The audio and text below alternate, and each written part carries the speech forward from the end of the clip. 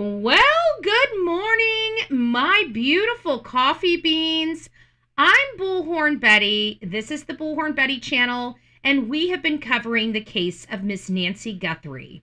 Miss Nancy Guthrie is an 84-year-old grandmother ripped out of her bed in the middle of the night by a masked intruder on February 1st, 2026, and she has never been seen again. Law enforcement actions in the Nancy Guthrie case right now are under investigation and scrutiny by the media as well as the public. And Pima County Sheriff is being blamed that this dysfunction within his department has led to a lot of mistakes and why we are here without any answers 6 months later.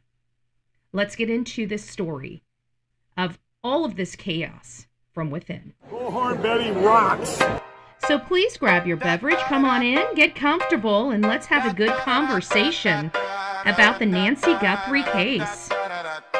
Coffee steaming, files on the table. We clocking early, hunt what's unstable. Bullhorn Betty on the curve, voice raised. Flip-flop queen with the homemade phrase. Notebook thick, got the screenshots flag. Names in red ink, every rumor, every tag. Late night live stream, screen glow on her face. Truth in her throat, got a lawman's pace. She don't blink when the threats roll through. Come see me, she says, if you think that's cute. Bullhorn Betty in the coffee club. We hunt bad guys till the sun comes up. From the front porch steps to the courthouse rug. We fighting for the ones that they gave up. Bullhorn Betty in the coffee club. Sip that truth from a styrofoam cup. From the quiet streets to the madhouse buzz. We ain't letting go till we get that justice.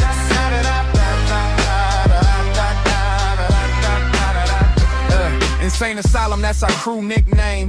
Laugh so loud while we track these names. Whiteboard wild with the webs we spin. Pen to pen, see the pattern sink in. Turmo shaking when the case goes cold. We stir it back up, won't do what we're told. Doorstep question, side eye stare. Where were you that night? We hanging right there. Bullhorn Betty in the coffee club. We hunt bad guys till the sun comes up. From the front porch steps to the courthouse rug. We fighting for the ones that they gave up. Bullhorn Betty in the coffee club. Sip that truth from a styrofoam cup. From the quiet streets to the madhouse buzz. We ain't letting go till we get that justice.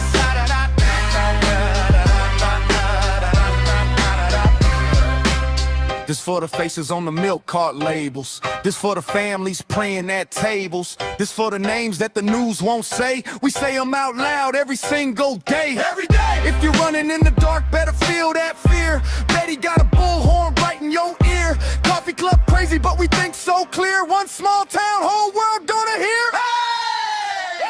Bullhorn Betty in the coffee club. We hunt bad guys till the sun comes up. From the front porch steps to the courthouse rug. We fighting for the ones that the day gave up. Bullhorn Betty in the coffee club. Sip that truth from a styrofoam cup. From the quiet streets to the madhouse buzz. We ain't letting go till we take credit.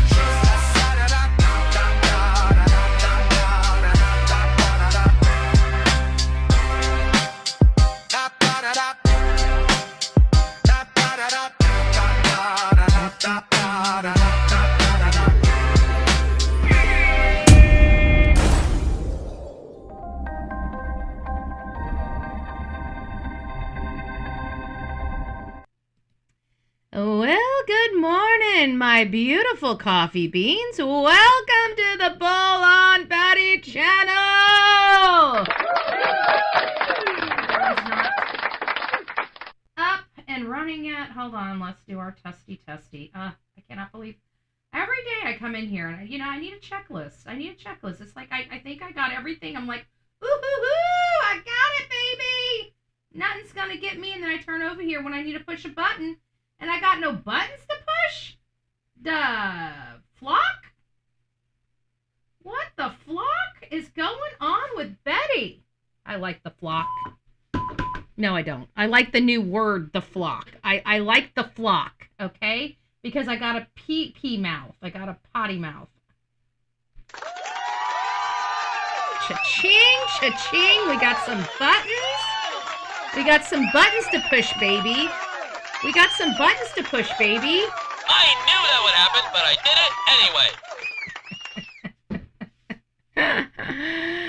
Oh, good gracious. Eeyore, it is nice to see you. Melanie, good morning. Diane, Patricia, good morning, ladies. I hope you are doing very well. Captain Obvious up in the house. Never in charge. Never in charge. Captain Obvious is not allowed to be in charge of the channel when Betty is out. Okay, I just want to make sure, like, we need a disclaimer on here. No parties in the chat. No parties in the chat. This is adulting. I guess adulting this day and age are probably more party animals than the kids. Anyways, Rue, it's nice to see you. Denise, Midwest Coffee Mama, welcome, welcome. Let them 66. It's nice to see you. Pax is blessing us. Good morning, Pax. It's nice to see ya. It's nice to see you. Texas Justice for Nancy. Gracias for all of you. Stay safe. Absolutely. Thank you. Thank you, Michelle. Good morning. Melody up in the house. It's been a while. I hope you're doing well. I see you got some... At least you got a good night last night, right? At least you got a good night last night. Take the wins. Take the wins. Sonia, it's nice to see you. Good morning. Good morning. Lisa, Alicia, Eric, it's nice to see you. Susie, Terry, good morning. Good morning, ladies. Smincy, I hope I'm saying that right. I feel like it's supposed to be S-Mincy, something like that, but I always think I'd say. Anyways, Deanna, Terry, good morning. It's nice to see you. The Real Me Too is up in the chat. J.E. Girl. Yes, I am saying it right today. I know, because I've been working on it. OG Jitterbug up in the house. Carol, D. Hello, ladies. It's nice to see you. I hope you're doing well. Good morning, good morning, good morning. Alicia, good morning. Good morning. Trust the process. Good morning. I think we have a cobbler. I was going through, I didn't order. I was like having, I ended up making biscuits. But I was having like this munchy craving last night. I don't know where it was going. And so I was getting on the app, right? The delivery apps. What's out there? What can I get delivered to the house, And I'm looking, and good gracious, just for the delivery fee. It's like a freaking mortgage payment anymore just to have some damn food delivered to your house. Good gracious. So I opted to make biscuits. But at the end of the day, I was looking through, and I'm like, ooh, peach cobbler. And I think it's the same thing that we went to. I think I got one here. That is a dangerous combination. Betty with a peach cobbler place nearby. Oh my goodness, we're going down. We're going down. Michelle, it's nice to see you. Crystal Pistol. Hello, my love. Good afternoon. Good morning. Good everything. Good everything. Who else did I miss? I got Crystal Pistol. I said hi to you. Eric, good morning. I hope you're doing well. Jacob, good morning. Lisa, I think I said hi to you guys. Jewel, good morning. Oh, gee, thank you. Yes, you make my day bright. Well, you do the same. I hope you guys are all having bright days. I hope you guys come in here and get filled up with some good juju. Summary, it's nice to see you. Good morning. Popcorn Juror, I was just watching something from you. What the heck did I just watch from you? I watched something that was pretty good. If you guys haven't gone over to Popcorn Juror's channel, go over to Popcorn Juror's channel. What the heck did I just see? I saw something you did, and I was meaning. Did I share it? I was meaning to share it.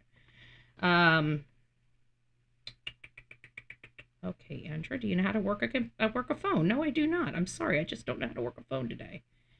I see the one that's Nancy, that Clancy lady, but no, it wasn't that. It was yeah, it was this one. It was the one on NBC, looking to see if it fits. That one right there. I like that one. That was a good one. So anyways, I just thought I would throw that out there. If you haven't been over to Popcorn Juror's channel, do I have the channel? Can I pop this in here? Hold on, let me see if I can pop this in here. Copy, there it is. Let me see if I can go to our channel here. Let me turn the volume down so we don't have screeching in the ears, in the ear. There we are, and then I'll throw yours down here. Don't forget to hit that subscribe button for our Popcorn Juror. Thank you. There you go. There you go. Okay, you're in. You're in like Flynn. You're in like Flynn. There you go. Yeah. So I saw that. So very good, very good. And who else do we have? I saw what you guys sent to me, pretty little clues. I'm looking into that now. Thank you. Oakley, it's nice to see you. Gail, Deb, Sonia, Terry's. Who else do we have? I said hi to D. Purple Peacock. It's nice to see you, Jill. I hope you're doing well. Who else do we have up here? I think we got Oh, Heidi. Hayden. Is it Heidi? Well, I think it's Heidi. Sleuth Fairy, it's nice to see you. Buckshot Bobby. Whoa, Betty. Bam a lamb. Oh, whoa, Betty. Nope, not me. Nice to see you. Missy Evans, it's nice to see you. Good morning from Arizona. Well, good morning.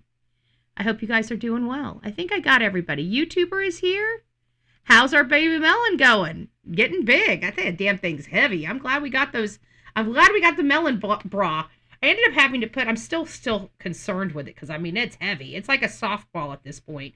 All the other buds died off because I thought I was dealing with cucumbers. Now that I know that I have freaking cantaloupe, we got problems here, okay? First of all, the container that it's in is too small to really have a whole big, thing. But the melons, the one that we've got going on is doing really well. It's sucking up all the water. It's killing the rest of the melons on the vine because apparently I can only grow one melon at a time with the setup I got. So at the end of the day, I'm perfectly fine. It's going to be the most expensive melon I've ever had in my life. But either way, it was grown from the earth, okay? There's no insecticides. There's no, funk from the farm, there's just none. It's off the ground. Like, this is like, what do they call those things when you hydroponic? What is it? What is it when you grow the plants and they're like upside down? I can't remember. There's a name for it. Well, anyways, it's going to be like one of those. Like, it's not like a hydroponic like cantaloupe, but I don't know what they call it. It's never going to touch the ground. It's a cantaloupe that will never touch the ground. So I've got some cinder blocks up under the holster of it. I got the bag. I got the, I stuffed the stand in the bag, and then I put the bag up and then tied the drawstring and clipped it up so it holds it, but it was still dangling there a little bit, and I was still concerned about the vines, so I ended up putting some cinder blocks up under the stand. So we got an apparatus, organic. Well, it's going to be organic, but there's a different terminologies on different types of growth. Like, some come straight out of the ground and grow just the way they're supposed to grow. Some are grown upside down. Some are grown. It's different type of cultivation of, and I'm cultivating it a little bit different because of what I did. I don't know. My dad tried to grow melons once. We got one. But it was so good. Well, this is going to be one of the most expensive, but this poor little plant wanted to live, okay? So I let it live, okay? If I get one little melon off of it, well, that's the melon that was supposed to come off of it, okay? This poor thing has fought to survive. So we're growing a freaking cantaloupe in the middle of hurricane weather, okay? Stranger things have happened, okay? Is this the conditions to grow a crop for this? No, it's not, okay? That would have been we're kind of going into when we should be starting the crop. Like, I should be starting my cantaloupe crop, like in October or November. And then by January, February, or March, we're going to have the crop, right? Or even at the beginning of the year. What you want to do is you want to harvest your fruit before you go into the summer. Well, we're in the summer when it decided to bloom. So we're kind of behind the 8 ball just ever so slightly. I know this, but this plant wanted to live. So I gave it an opportunity to live. I don't know. It's the craziest thing I have ever seen in my life. I will truly say that. But the melon is doing really well. We only get one melon on the vine right now. We had 3. And one was really small, and I saw it turning yellow, and I'm like, okay, I've lost that little bud. And then there was one that was the size of like a kumquat, or just about this big, maybe the size of a grape, a large grape. And I just started seeing that turning yellow too. So it's not getting the water that it needs. It's not getting enough water. So the only melon that's really thriving well is the one. And that one is like really thriving. Like it's every day I go out there, it's twice as big as the day before. When we started, when I finally realized they didn't have a cucumber and I took a picture, the melon was like still about this big. By the end of the day, the melon was like this big. Now the melon is about this big. Okay, it's the size of like a small grapefruit right now, a softball. So it's definitely not a cucumber. I definitely believe I do have a cantaloupe. That was the only other, those are the two things that I thought it was. So I believe it is a cantaloupe. So I'll let you know when that brown, rough texture starts growing on the outside, and then we'll know for sure. And some people said, melon like a honeydew, and I don't remember eating honeydew. I think there's only been like one or two times a honeydew has come in this house. It's not that I don't like honeydew. It's just that I prefer cantaloupe over it. I like I like the orange. I like the nutrients that a cantaloupe has versus a melon, but I also like the flavor of a cantaloupe. Melon, it tastes good. It just doesn't have in my opinion, a whole lot of flavor. It's a very light flavor. Cantaloupe has more of a robust flavor to it, in my opinion. That's just my opinion. And I find that cantaloupe, pineapple, and watermelon in a mixture of fruit go well together, and you can throw like, strawberries in there or some blueberries or something and just mix it up and get yourself like a little medley of fruits and vegetables. Fruit. So it's it's probably poisonous, I guess. Well, I guess we're in a cult, and I'll pass it around. I'm just saying. I mean, we'll see who drinks from the cantaloupe melon sieve, or what is it called? What are those mugs called? The pewter mugs. I just need to stop. You get me all. My dad used to call me a kumquat. I think we've all been called kumquats once or twice, buckshot, in all fairness, you know what I'm saying? But yeah, my dad used to call me his scooter booger. What's a scooter booger? I don't know. I was a scooter booger. Okay, I don't know what it is. So that was my name growing up. When I was a little girl, I used to ride on my dad's truck. He was an electrician. This is back before child welfare said you can't ride on the truck with your father. I mean, the crap that we did, the stuff that we did back in the 70s and 80s and early 90s would throw a lot of parents in jail this day and age. The fun we had when it was legal to have fun. I'm just, you know what I'm saying? Back in those days when it was legal to have fun. And, it's like our government. They look at you and they look at your face. Are you smiling? Well, we need to remove that smile. Let's make a law for it. Let's criminalize fun and laughter. That's where we are to this day and age. Criminalize fun and laughter. I got to tell you, before we get started on the Nancy Guthrie case, I will tell you guys this. Like, there was this little baby, right? And this father goes out. This baby is bundled up like a little thing. Okay, babies love stuff. They love weird shit, okay? I'm sorry, they just do. I had 3 babies in this house. I know that children, sometimes they're crazy, cranky, whatever, and sometimes you got to do, and some of the weirdest stuff makes them laugh.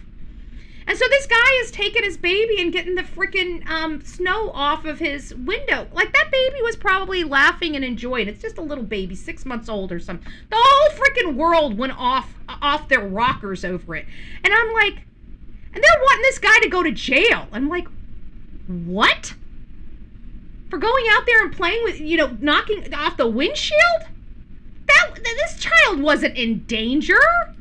What the hell? Because you're offended that they're using it. He was probably just playing with the kid and figured I would do 2 things in one thing. Put him up there, clean the windshield off while making the baby laugh.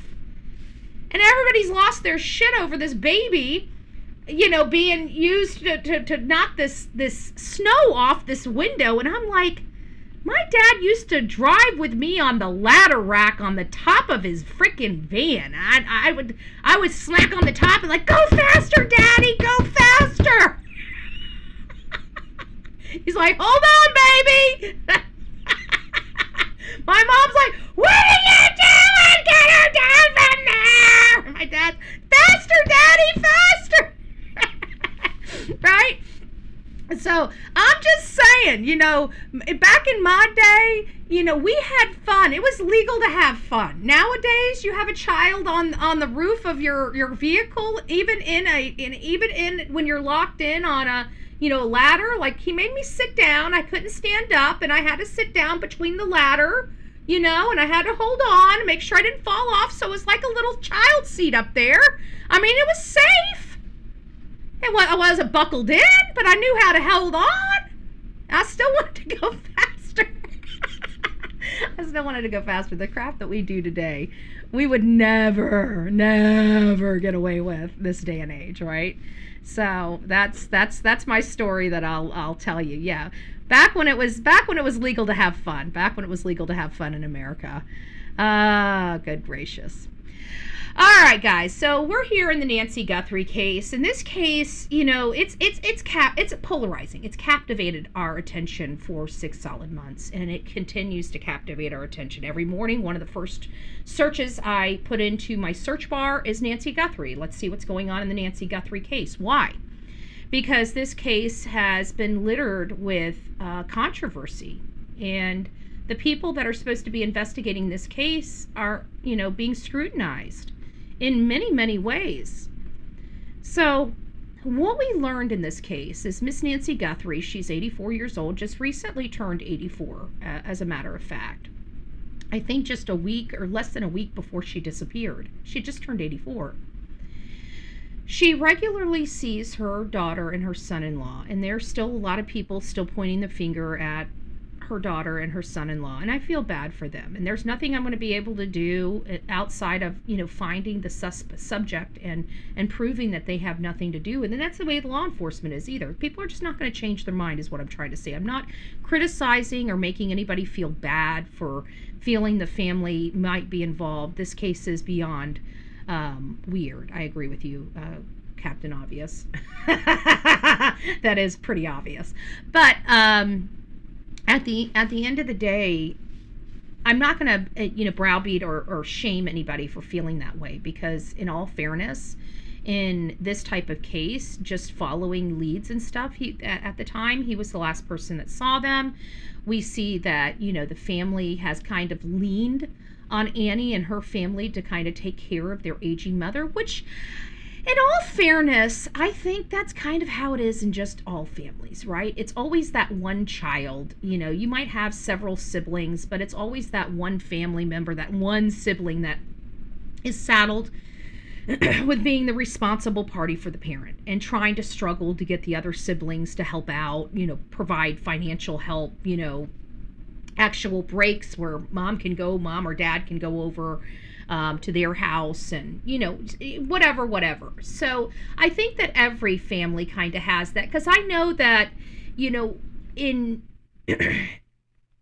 my mom's, my mom was kind of saddled with taking care of my grandfather until she just couldn't do it anymore. We were young. I was having a lot of problems. She was working 2 jobs. I mean, bless my mom, and trying to take care of her ailing father that was having lots of medical issues at the time, and she just too much for her. She tried her best. She couldn't do it. He ended up having to go into a nursing home.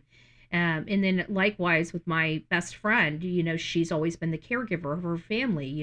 Anybody that's gotten sick in her family, she's always brought them home to her house while she takes care of them as they, go on to theirs. So there's always been that one person, I feel like, in the family that's more of the nurturing and caregiving type, and apparently that's Annie. And because of that, she's had a heavy price to pay in this case about her missing mom, which is really sad. And honestly, I don't necessarily agree with it. But again, like I said, I'm not going to be beating anybody up for looking at this case and saying, Tommaso and Annie look guilty for it.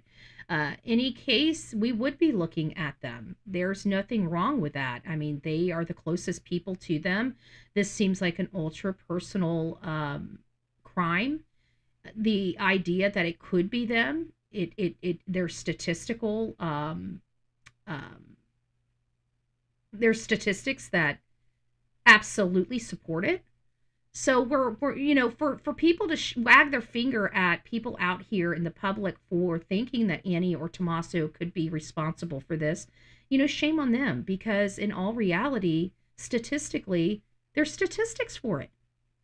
So it's not like the public is off base by pointing the finger at them.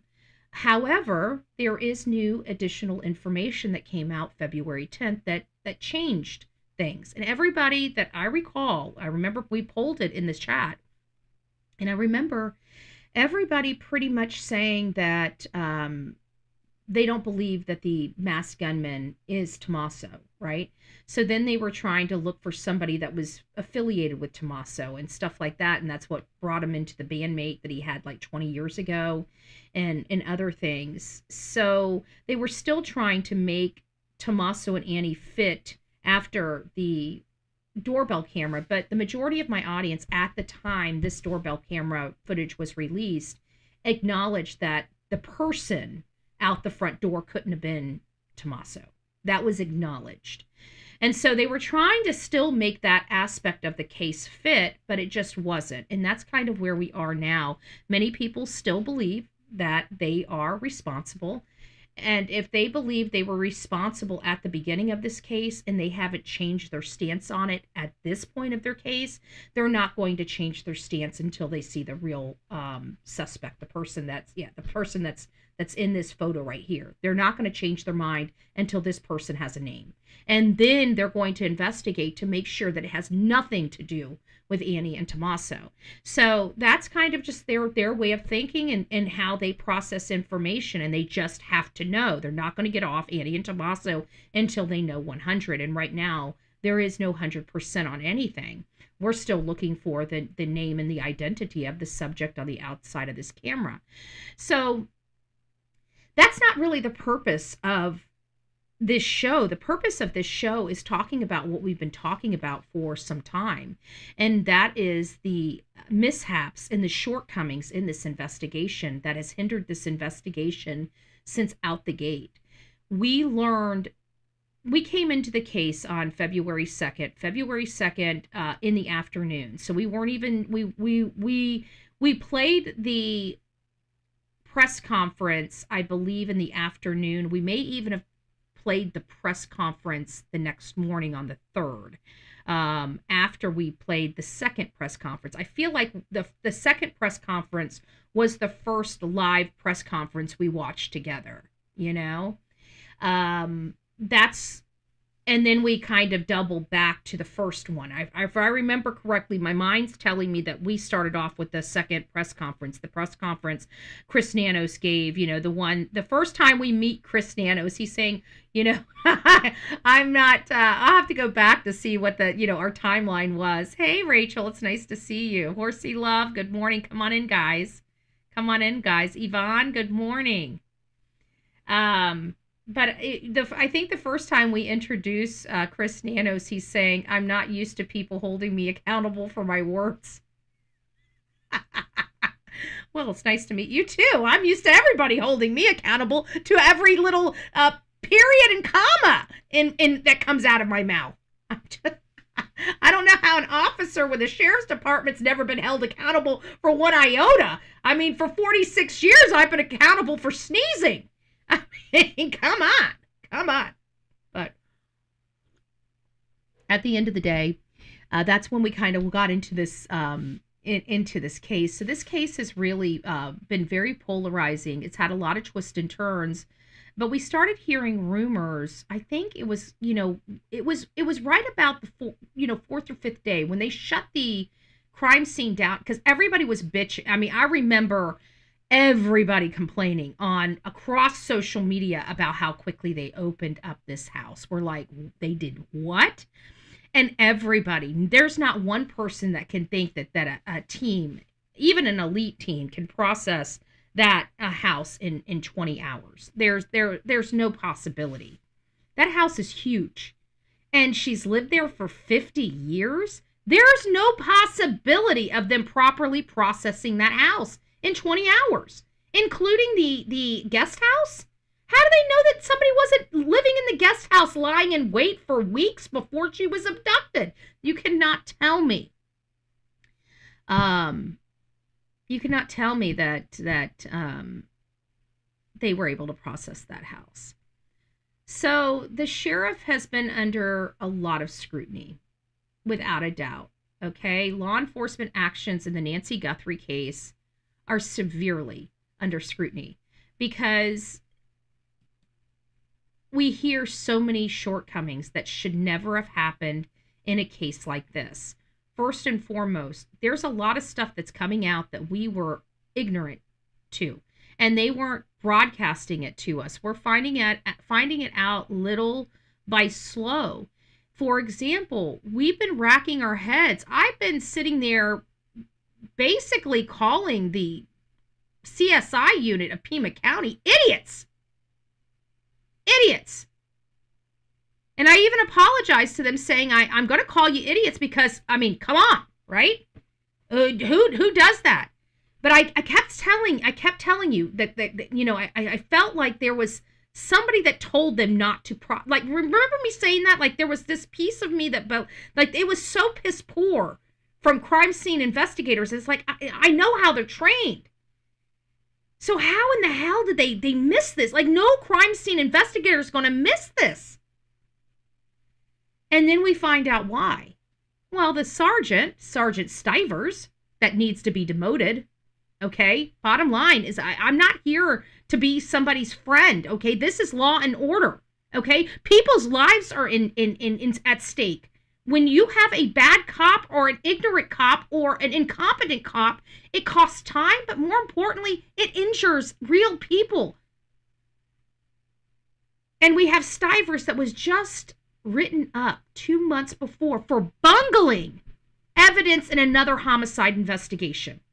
And Chris Nanos assigns this a-hole to this case. And I don't mean to be disrespectful to you, Sergeant Stivers. I'm sure personally you are a great guy. But this, you yourself need to go get training.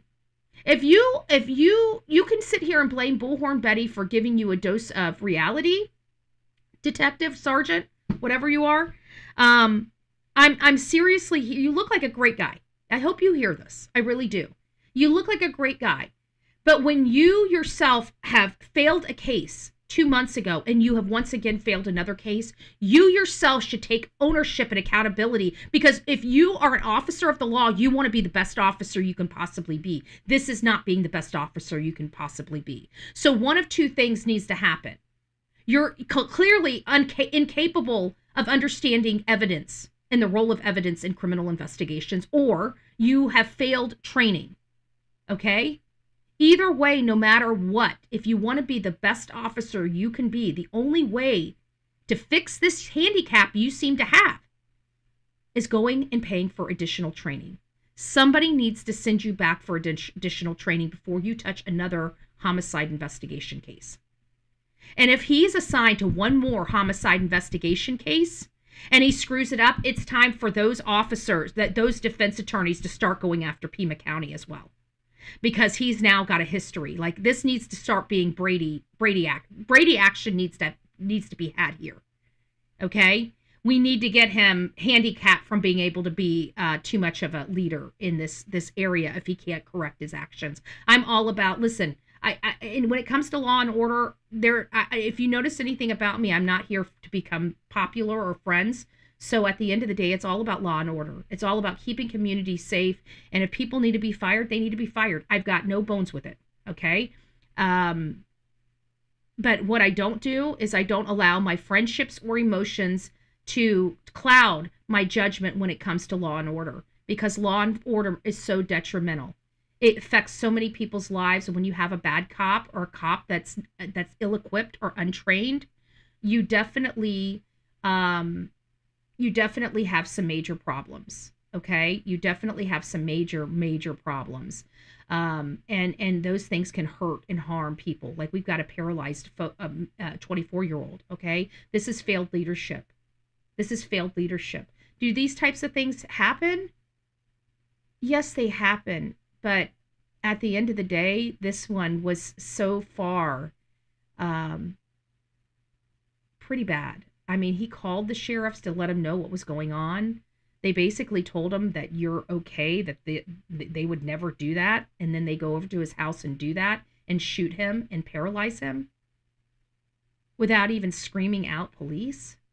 They just break into his house, and the minute he grabs a gun, they shoot him. And he has no idea who's breaking into his house. I mean, this was bad. And this man will never walk again. And he's 24 years old when this happened.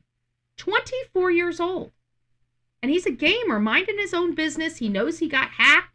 He calls law enforcement. And they come to his house, guns ablazing, and shoots him. Like I said, when I got into this case, and this is before even knowing all of this, I told you guys, with this type of leadership, you are in danger. And you are. Law-abiding citizens are in danger from their sheriff. And if this $76 million lawsuit does not prove it, I don't know what does. This is what poor leadership looks like in a police department or a sheriff's department. You can't have this. No-knock warrants need to stop. No-knock warrants need to stop. Absolutely. Unless they're a drug dealer, you know, and or they got a child inside or something that, you know, knocking would, you know, but this, they were on the phone. They were on the phone, or not on the phone, on their walkie-talkies talking about the other fake call they just cleared. So they knew that he had a lot of fake calls going to his house and still went in there guns a-blazing, breaching his home. Breaching his home. That's incompetence. They're being sued for incompetence. And we've been screaming here since the beginning of the Nancy Guthrie's case, incompetence. The incompetence in this department is earth-shattering. And it's damaging a lot of people's lives. And they're failing to even protect their citizens, period. They're failing to even protect their citizens. It has been 6 months since Nancy Guthrie, mother of Today Show host Savannah Guthrie, went missing. And right now, the FBI is offering a reward of up to $100,000 for information related to the case. Teams of investigators have been searching for Guthrie, including those from the FBI and the Pima County Sheriff's Office. Now, a Wall Street Journal article titled How... Now, people are saying the FBI, I think the FBI has had a reward for Nancy Guthrie at $100,000 for a long time. Now, the family put forth $1 million reward, but again, they've put zero money outside. And I got to say this because I'm disappointed in the family.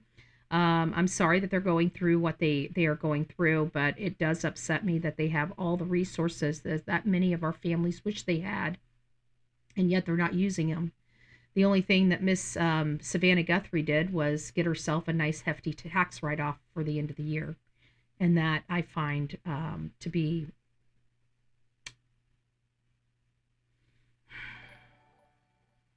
I don't even know how I feel. I feel there's just... Like, I don't want to be nasty. The only word I think that fits for something like... Just disappointed. Disappointed. Hey, Danielle. I love this channel. You're all the best. Aw, I love that. I love that. Aw, I'm glad you guys feel the love. I'm glad you guys feel the love. So let's keep going.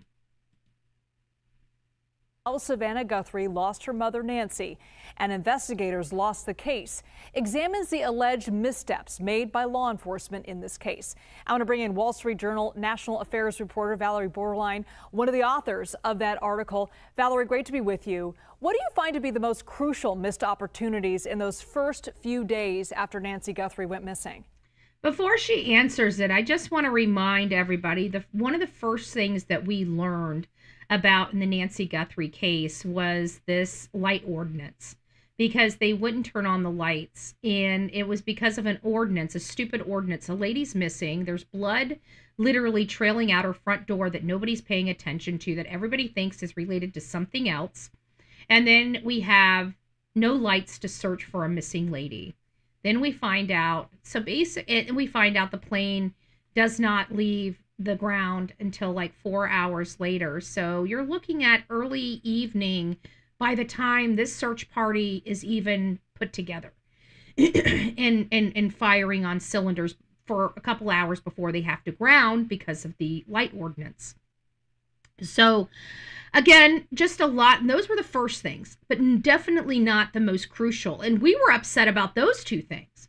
Now we're finding out so many more missteps and mishaps and missed opportunities that Chris Nanos intentionally chose to make. And I think because he chose to make these intentionally, okay, he had all the information and he chose to make these decisions. I think it's important that he owns these decisions, that he owns every single decision he made in here, including to hold the FBI at bay for 4 days, including not grounding that plane for 4 hours because of pissing contests that he has with pilots and everybody else in his office. All these pissing contests this man has to show who's in charge. This man is by far he's a criminal, but more importantly, I think this man is a clinical sociopath. I truly believe if Chris Nanos went for a psych evaluation, he would be classified as a sociopath or a narcissist. Seriously, and I'm not lying about that. I truly feel like if he went for a psych evaluation, that's what they would ultimately label him. But let's see what this lady says. Well, I think the most crucial missed opportunities were just not knowing what they had, right? If you show up, and in this case, they came to Nancy Guthrie's home, the deputies from the Pima County Sheriff's Office, at noon on a Sunday. And this is a suburb of Tucson. There are lots of retirees, tons and tons of hiking out there. A missing persons case is a common, almost daily occurrence. And they thought that what they had was an older woman, 84 years old in this case, who might have wandered off. And the family was saying, no, her mind is sharp as a tack. There are things here that are not normal in her home. But it was there was reluctance or kind of an initial thought that she had wandered off. And it took several hours to call in homicide and say, this might be something different. This might be a violent case here. So that was a delay. But I think even more than that, the processing of the crime scene based on not thinking that this video that we've all seen that came several days later, the crime scene was processed fairly quickly. The house was turned back over to the Guthrie family. Very quickly. The house was processed very quickly. It was processed so quickly that we know for a fact. Okay, I don't care what Chris Nanos says. Chris Nanos can say, oh my gosh, how would they know? Well, we know. I can tell you it is impossible for a crime scene unit to process an over 3,000 square foot home. It was a 3,000 square foot home.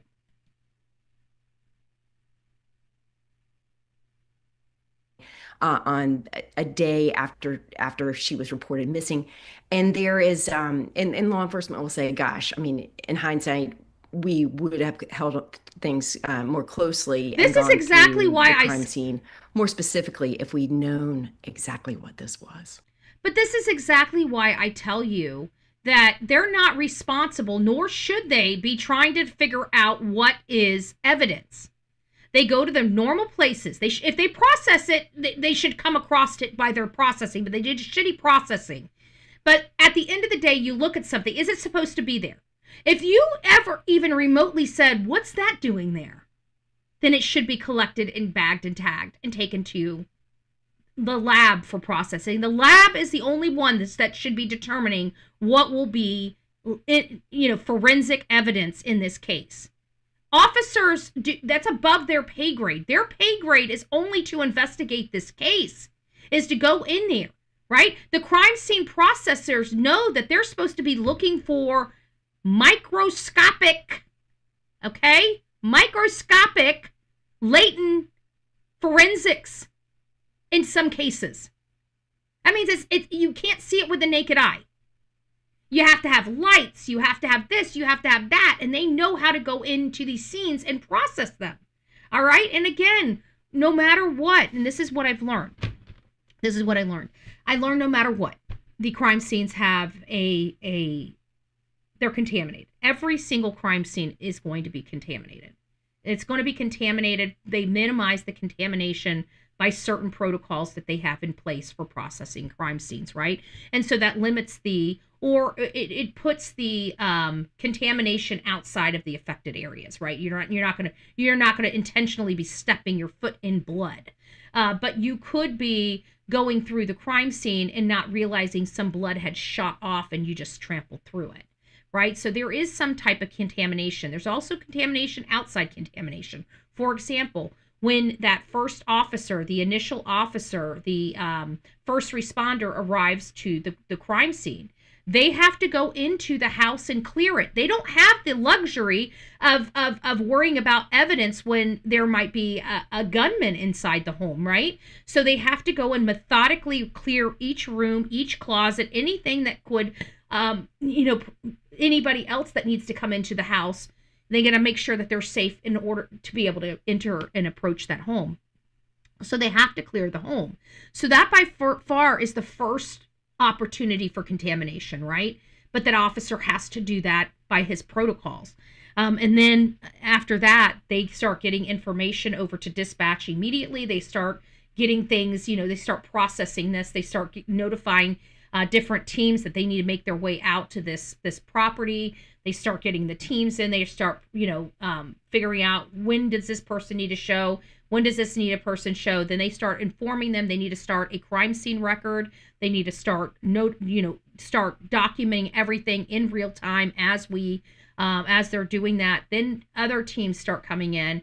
He's got to start putting up a barrier, which I'm hearing there was no crime scene tape put up at all until the FBI went back 4 days later. I don't know how true that is. That's just what I heard.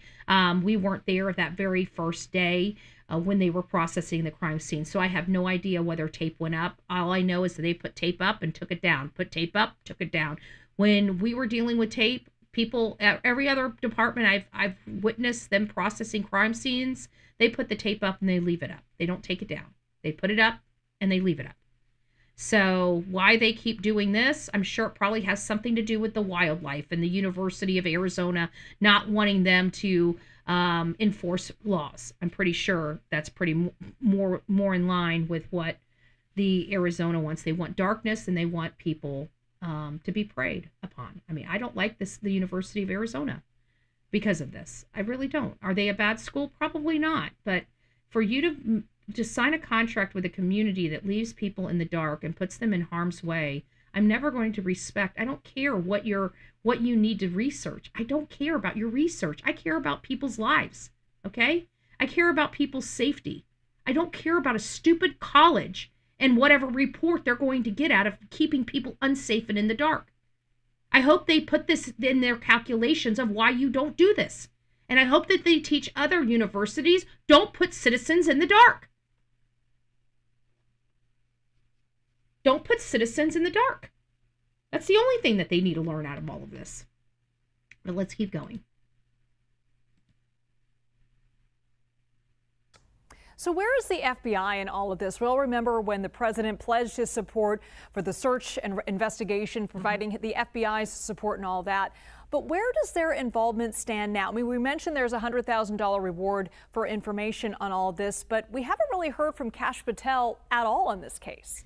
That's not true. Not recently. There's a $100,000 reward, but the family has also offered a $1 million reward for information. So there's a significant amount of hope and investment in trying to see this case through to its conclusion. But no, you're right. President Trump did make a very specific statement that he wanted the FBI to provide all resources. And in fairness, they have been involved in the case from very early on, particularly in the handling of these ransom notes that the family and the FBI believe are legitimate, because they were digital communications. That's the FBI's jurisdiction. I refuse to say the FBI believe these are legitimate. I believe there may be an agent or two at the FBI that believe these are legitimate, okay? I want to make sure that this is very, very clear, because the information I have is the majority of them never believed these ransom notes, that it was a default. So they, even when they went down other paths that always came up, empty. The only thing that they never were able to resolve were those 2 ransom notes, and they want to resolve those 2 ransom notes, and until they find out who owns them, they're going to keep coming back to them. And that's all there is to it. It doesn't make them real. It doesn't mean that they're affiliated or associated with the abductor. And I'm so sick and tired of, journalists not giving the full context of what they truly know. I believe this lady knows the truth. I believe she knows that there are a few holdouts that believe these ransom notes are legitimate, but the majority do not. Jurisdiction.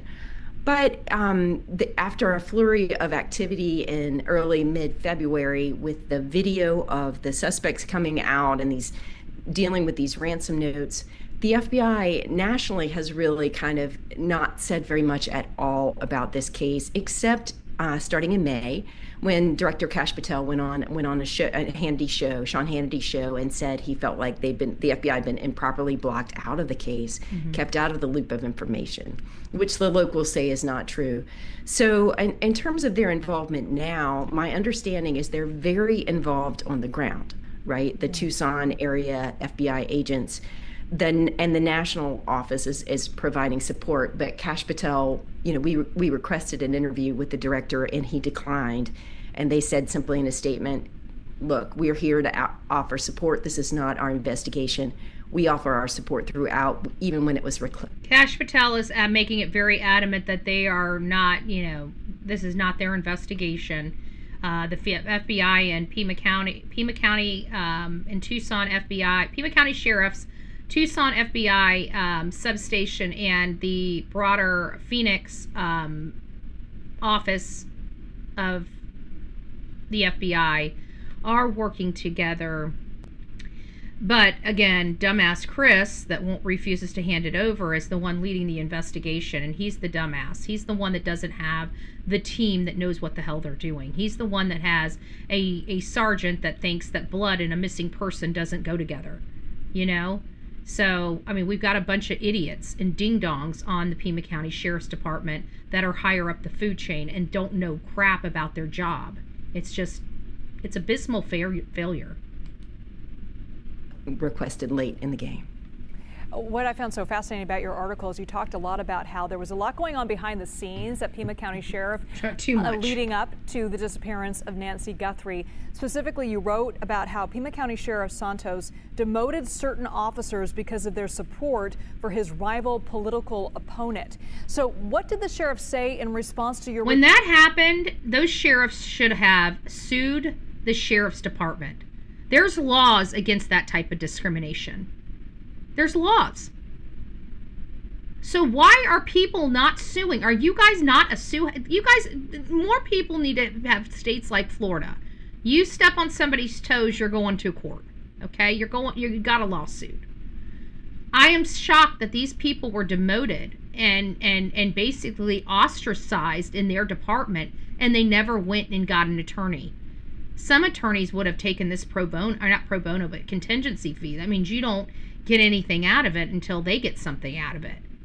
But the epitome of a failed, it's the epitome of the failed system. Yes, it is. Yes, it is. Betty, I sent you a video of images of the perp's vehicle and model type. Oh, nice. Thank you, Mark. When did you send that? Was that sent recently? I'll have to look into it. Let me go to my emails. Do I have it here? Okay, there it is.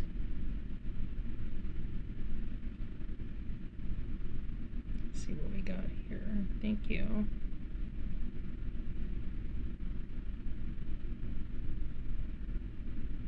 Oh yeah, that was we actually broke that a while ago. We actually broke that.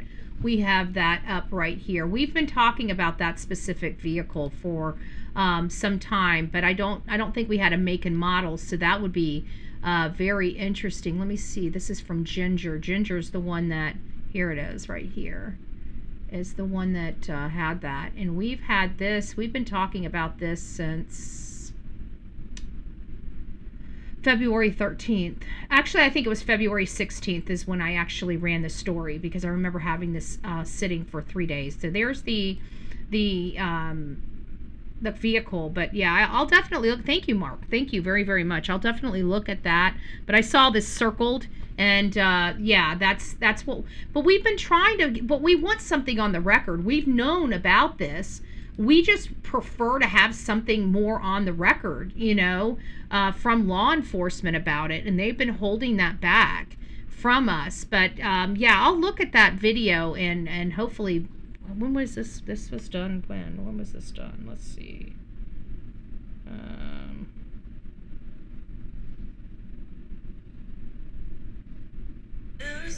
Oh, well, I can't play that. I can't play that with the music behind it. That's copyrighted music. I don't know why they're so sticky on copyrighted music more so than they are on anything else. Like, it's the craziest thing, but I won't get docked for that. I'll just say it's background music. I mean, it was just a split second. Reporting. Sure. And, Sheriff Chris Nanos was reelected in November of 24. And our reporting By showed that slim there were a margins. significant number of people in the department who were reassigned, some in very specific and important roles, including in homicide, partly because they supported his challenger, who was an internal candidate. He has disputed some of our reporting, which we completely stand by. I bet. But he's also said, look, if the FBI is saying that we've boxed them out, Kash Patel should 100% call me, because that's completely wrong.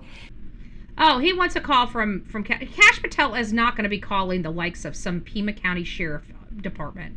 I'm sorry, he's just not. Okay? Kash Patel is not going to sit here and have a diplomatic conversation with a frickin' criminal sheriff. He ain't going to give him the time of day. He also says that he's never spoken to Kash Patel. I wouldn't speak to to him him either. So I think what our reporting showed, I hope, is that it's not one reason that Nancy Guthrie is still missing 6 weeks into this. 6 months. But there were some bad calls made early on that we talked about. There's some bad luck. They haven't gotten any big breaks in the case from the... There's not bad luck. I don't believe in bad luck. The bottom line is that they screwed up this initial investigation. I mean, the first 48 hours, it's been drilled into our head. Watch the whole video. I will, Mark. I will. Thank you so much for that. I appreciate you. But the problem, I think the problem here we have with this particular case is it's a lot of issues at the beginning in the first 48 hours. And if the first 48 hours are as important as it has been drilled in our head, then there's no way that these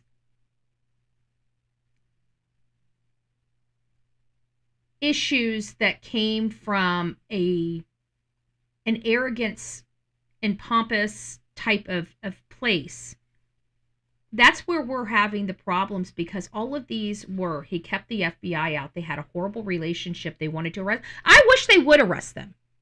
I wish Kash Patel would investigate him. I know for a fact that this officer is a criminal. He's been a criminal for 40 years. So the idea that he's not stealing, that he's not misappropriating is bull. Of course he is, okay? He's a criminal. Okay, criminal sheriffs don't change zebras don't change their stripes. Okay, not even in 40 years. His second hand, his one under got charged, but not him. The guy right next to him got charged, but not him. So I wish they would charge Chris Nanos. I really wish. I wish they would go back and see if they have any statutes of limitations and go and rip this man out of his office in handcuffs. That's what needs to happen. But they won't. They won't, because this is America, right? And as long as you're a politician, you're not held accountable for anything, unless you're President Trump. Then they're going to find anything they can arrest you for and call you a felon. But in normal places, if this was happening to you, you'd be screwed. The criminal sheriff can get away with it. Look what they did to Alex. Look what they did to Juice. Look what they did to Tucson. This is a corrupted sheriff's department, and it seems like every time somebody has a problem with Chris Nanos, this is the way he handles it. He's being sued by that lady. He's going to most likely be sued by the civil rights violations of the 3 individuals that he's he's trying to find criminal charges because they don't like him and because they stood on public property with their video cameras. Now they're being charged criminally, because he didn't like them. That's the kind of stuff we've got going on behind the scenes. And then we have the mishaps, the first 48, that has tanked this case. It has tanked this case. If we had lights on, if we had cameras on, we would have the direct route out. We'd have a vehicle by now. We would, no matter how you look at this case, had this been in any other rich community in the United States, we would have this guy captured. It happened in Pima County, where they have liberal policies. And if you're a liberal person and you like those liberal policies, to each their own. But just understand, when you have liberal policies like this, you're putting people in danger. And you might not like the way I say it. And you know what? At the end of the day, I'm here for the truth. And sometimes the truth hurts. And people need to take accountability, and they need to play the tape through, because the people that are making these decisions never affect their families. It's always somebody else's families that it affects. And it's always an innocent person that had nothing to do with the decision that the decision is affecting. And this lady was murdered. Now, many people can say it's because of Savannah, but let's face it, we don't know who did this. We don't know if we have another primetime rapist in the community. We don't know. Because let's face it, if we did have a rapist and there was evidence of somebody out there, would Pima County really tell us? Of course not. They're too busy trying to hide and lie and act like their whole community is the safest place on earth when it's not. It's actually very dangerous. So I don't know. I just feel bad for the family. I really do. So let's go back to the abduction and the timeline. Hold on, let me pause this so I can get this back up. Is this music lit? What is this one? This is from ABC. Do we have music? Do we not have music? How is this going to be played? Let's see. Okay. All right, let's put this on the screen. We'll put this on the screen. Why not? Why not? Yeah, I like it on the right side. Just move it up just a little bit. Oh, it won't let me move it up, so I can only move it up right there. Okay, that'll be good. Appearance of Nancy Guthrie, her daughter, Savannah Guthrie, making a new emotional plea to the potential kidnappers to do the right thing and, quote, tell us where to look for her. They're not going to, because she's speaking to people that she thinks sent a ransom note, and the people that took her mom most likely did not send that ransom note. So it's been 6 months since Nancy Guthrie, the mother of today's show, Savannah Guthrie, was kidnapped from her Tucson home. The 84-year-old remains missing. Here's the timeline. It's mysterious, and of course we know the timeline very, very, very, very well. We're very close to understanding exactly what happened. We know the doorbell disconnected. We know the pacemaker disconnected. 2:28. Relatives called law enforcement 11:56.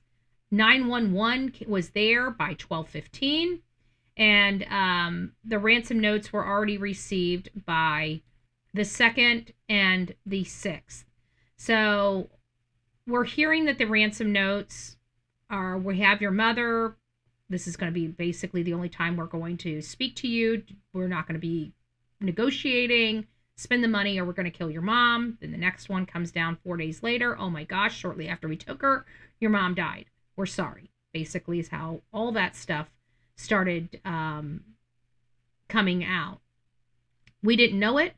We heard that there were a lot of things that led to why they believed these ransom notes were legitimate, and the ones that they gave us, it's related to an Apple Watch. I am so sorry, but there's no way in hell I'm going to believe that some ransom note that came 9 hours after the first press conference and almost 10 to 12 hours after they released the crime scene, that's when you get your first ransom note with this information in it. And if we can look on the outside of that house, and we can see how undisturbed the outside of the house is with all that blood, because the stupid detectives and crime scene investigators, I'm going to call you stupid, because come on, guys. You guys know damn good and well this was garbage. So you can blame everybody else for pointing it out, or you can just own it. Because you're going to own this. You did a shitty job. There is no way in hell I'm going to believe, if they left all that evidence on the outside of the house, that they actually did shit to collect evidence on the inside of that house. There's no way I'm going to believe that. No way in hell. So, again, we're really scrutinizing law enforcement. Nancy Guthrie update, investigations lost critical time in the first 48 hours. Now, we all know that you cannot afford to lose time in the first 48. We all know that. It's a standard. It's a standard. It is a standard. So we know they janked up their first 48. Now we're sitting here looking and wondering why this case is going nowhere. Because the first 48, if you jank up your first 48, you're going to have a hell of a time putting your case together. Not that it's impossible. You just made your job 1,000 times harder. That's what you just did. So we had no time to waste. We needed to find Nancy ASAP. She was going to die if we didn't find her. And Chris Nanos decides to play God with Miss Nancy Guthrie's life. And he lost. And he realizes he's not God. But by that time, guess what? It's too late. As the search for Nancy Guthrie stretches past the 6-month mark, a reporter who spent weeks digging into the case said the investigation may have lost its best opportunity almost immediately. During a recent appearance on Brian Enton Investigates, Wall Street Journal reporter Valerie Bauerlein reflected on her publication's in-depth investigation into Nancy Guthrie's disappearance, arguing that a series of earlier missteps and missed opportunities in the first 48 hours set the case back before it had truly begun. It was such a high-profile case 6 months ago that there were so many incremental pieces of information, Bauerlein said, said in a video shared to YouTube on Tuesday, August 4th. It was really hard to figure out where we were in the case. What were the steps of the investigation so far, and where are we? How close are we to solving the disappearance of Nancy Guthrie? She continued, your opportunity to get the most and best information you can is that first 24 to 48 hours. And there are so many decisions made in that critical time period that were missteps, bad luck, and bad calls. I don't believe in bad luck. I believe the missteps and bad calls are what leads to the bad luck.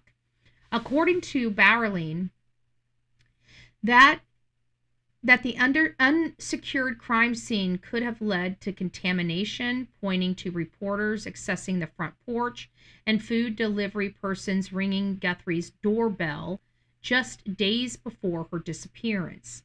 That set them really back on their heels, she said, adding the lack of breaks in the case has not helped the investigation solve Nancy Guthrie. I think the reason why there's a lack of leads is because I think this person acted alone. If you want my truth, I think we're going to find out this person acted alone, because I feel like if they acted in a group, somebody would have leaked something to a girlfriend, a boyfriend, got drunk at a bar, made some threats to somebody else, and those would have been called in. And we've got none of that. None of that. And if you know anything about Brian Koberger, he acted alone. And people would have probably thought, looking at that crime scene, multiple people did it. So there were sort of like some bad calls, some bad luck, but then also I was thinking this was what you and many people have been following the case recently have felt. A little bit of bad blood, kind of like a bad feeling like between different parties. The 84-year-old mother of Today host Savannah Guthrie was taken from her home early morning February 1st. Investigators were later able to uncover previous lost footage from the doorbell camera. However, in 6 months since her disappearance, the investigation has seemingly stalled because they spent time on bunk and bogus ransom notes. A whole bunch of time. I mean, the mishaps just keep stacking up on the nonsense of this team, and including the FBI's part in it. Like, I don't know what the hell Phoenix, Arizona FBI is doing. This is the only case that only open missing person case in Pima County that from 1986, as we understand it, were not just I can't even read. Let me read this again. This is the only case why do they keep using so many onlys? This is the only case, the only open missing person case in Pima County that from 1986, as we understand it, where not just was the person of what is this? Where? That's where, right? Where are we going? Where not just was the person abducted in their home. Does that even is that proper? Where not just was the person abducted. That doesn't even make sense to me. But she was older than 60 years old, Berlin revealed. It just doesn't happen. So in fairness, they didn't know that it was a violent abduction because it just doesn't happen very often. It sounds like I wrote it. Okay. But I'm not going crazy here, okay? I'm not mispronunciating. Does that sentence, am I the only one? No, that doesn't make sense. Okay, thank you. I just want to make sure I'm not losing my shit over here. Like, I'm thinking I'm getting too old and senile. And I'm like, is my brain like literally fritzing out on me? Where not just was the person abducted in their home. Where not just was the person abducted. I don't know. SG knows who did this. And just sits there. I definitely feel like they had to, because think about it. How many times have we watched law enforcement say, "Well, do you know anybody that would have harmed your mom?" And sometimes I've heard it said like this: Who do you not believe? Who do you think would be the last person to do this? When they've gotten stuck in the case, they went to the family and they said, who do you think would be the last person in the world that would do this? And they would rip out the best friend's name, like, so-and-so, definitely not so-and-so. And then they come back and it's so-and-so. Okay? So sometimes you need to ask yourself, who absolutely would this not be in your mind? Because sometimes that's exactly who it is. Oh, Letha, thank you for being here. Yeah, get some rest, honey. I hope your mommy's doing well. Let us know how she's doing. Carpe diem. Can you read the whole sentence again? It says, where not just was the person abducted in their home. Like, that just doesn't even remotely make sense to me. Where not just was the person abducted in their home. That's well, I know it's English, but it sounds like legalese. I can't make heads or tails of what they're trying to say here. Okay, I'm just confused. I'm just confused.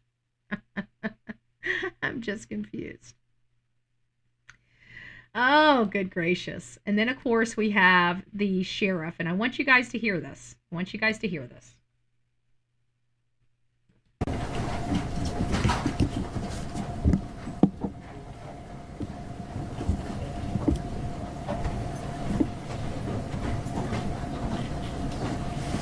Looking at his phone, real serious like too.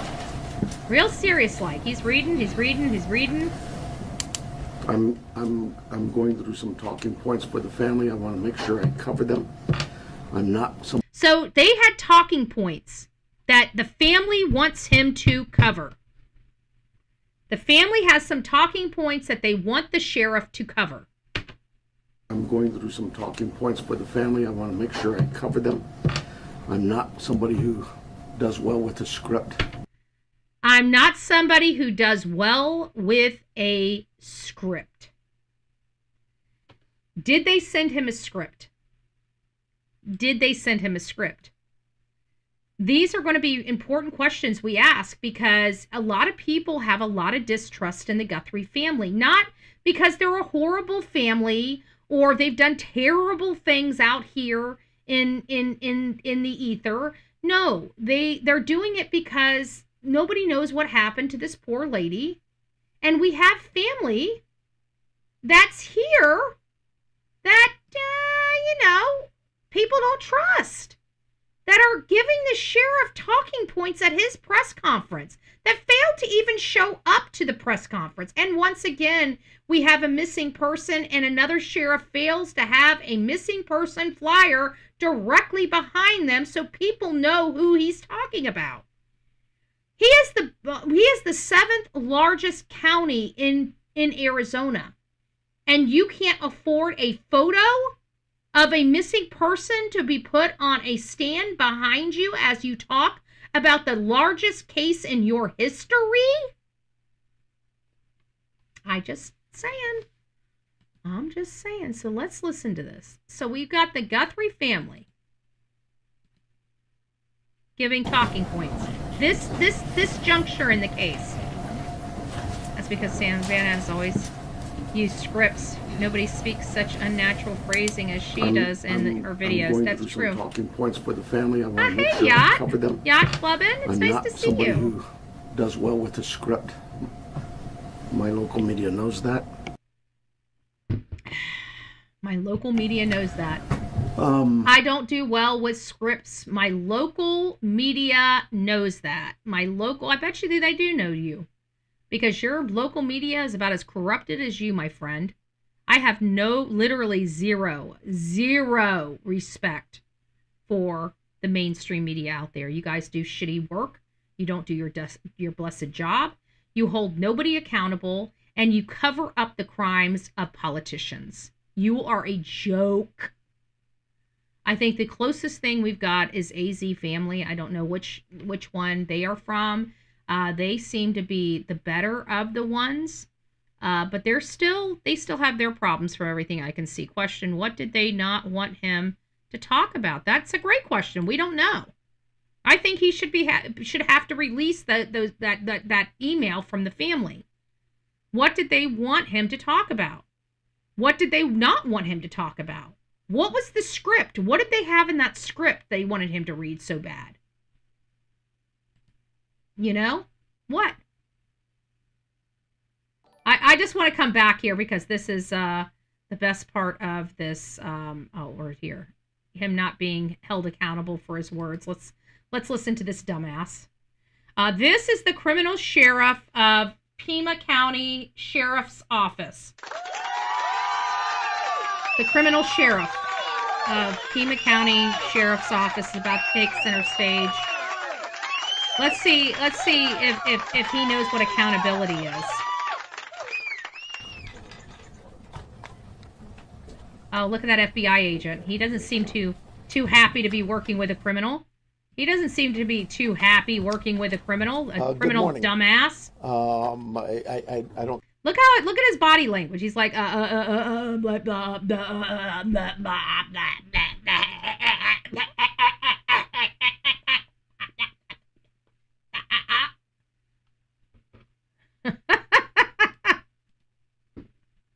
I do that well? Did I do my Chris Nanos well? If I did Chris Nanos well, put me a thumbs up. Did I do the Chris Nanos? That's that. Well, we got a new thing, the Chris Nanos.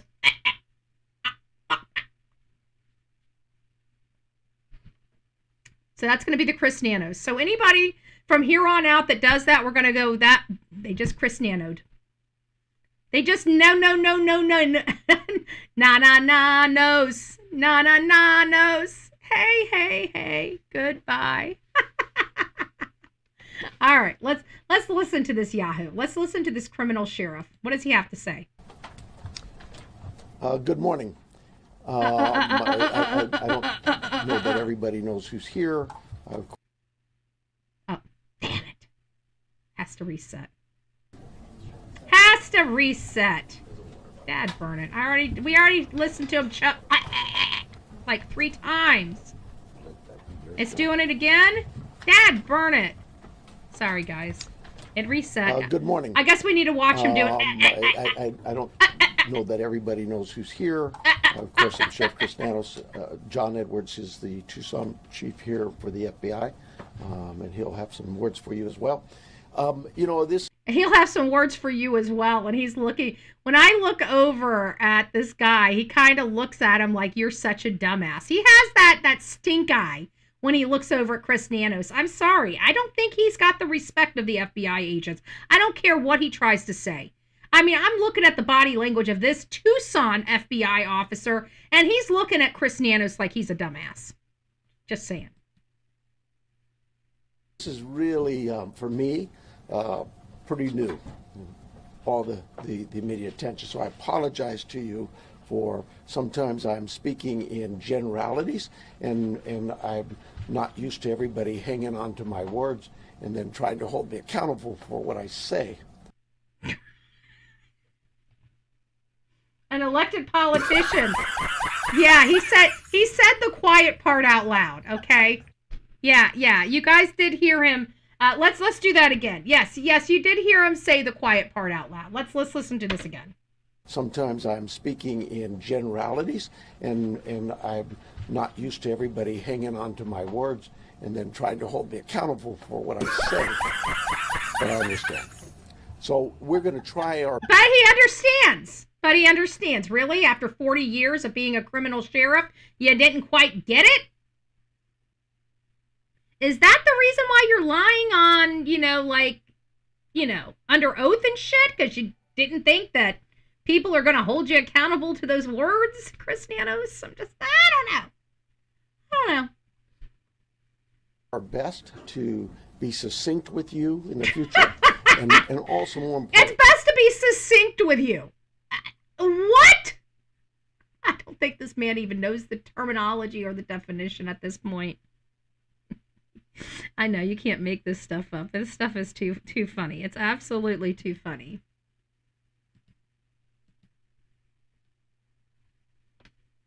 For you to understand is we have a lot of work in front of us. We have a job to do, and we have someone's life who is in jeopardy. And so job number one is we got to find her, and we got to work hard to do that. I understand there's great attention on this, and rightfully so, and I appreciate it, and I thank you for it, because it has generated a lot of leads for us. All right, at this point, I think we need to do it. I think we need to do it to Chris Nanos. I'm sorry. I think he has crossed over the line. Okay, sorry. I feel like he's a troll. Is Chris Nanos a troll? Is he a troll? Turning trolls into what they're not. Let 'em tumble, let 'em roll. Swing your spatula or a stick. Whack 'em fast, whack 'em quick. I don't know. I feel like he's like the biggest Nancy Guthrie troll that we've got. Who has spread around the most misinformation in the Nancy Guthrie case? Well, it's the criminal sheriff, Chris Nanos. Of course he has. He's the only one. Like, we're trying to be truthful. He's calling us some disrespectful names, by the way, because we want to pass around the truth. You know what I'm saying? And he's passing around the misinformation. And then guess what? Then he's turning around and saying that we're misinforming people. Well, no shit. We're getting our information from you, my friend. I mean...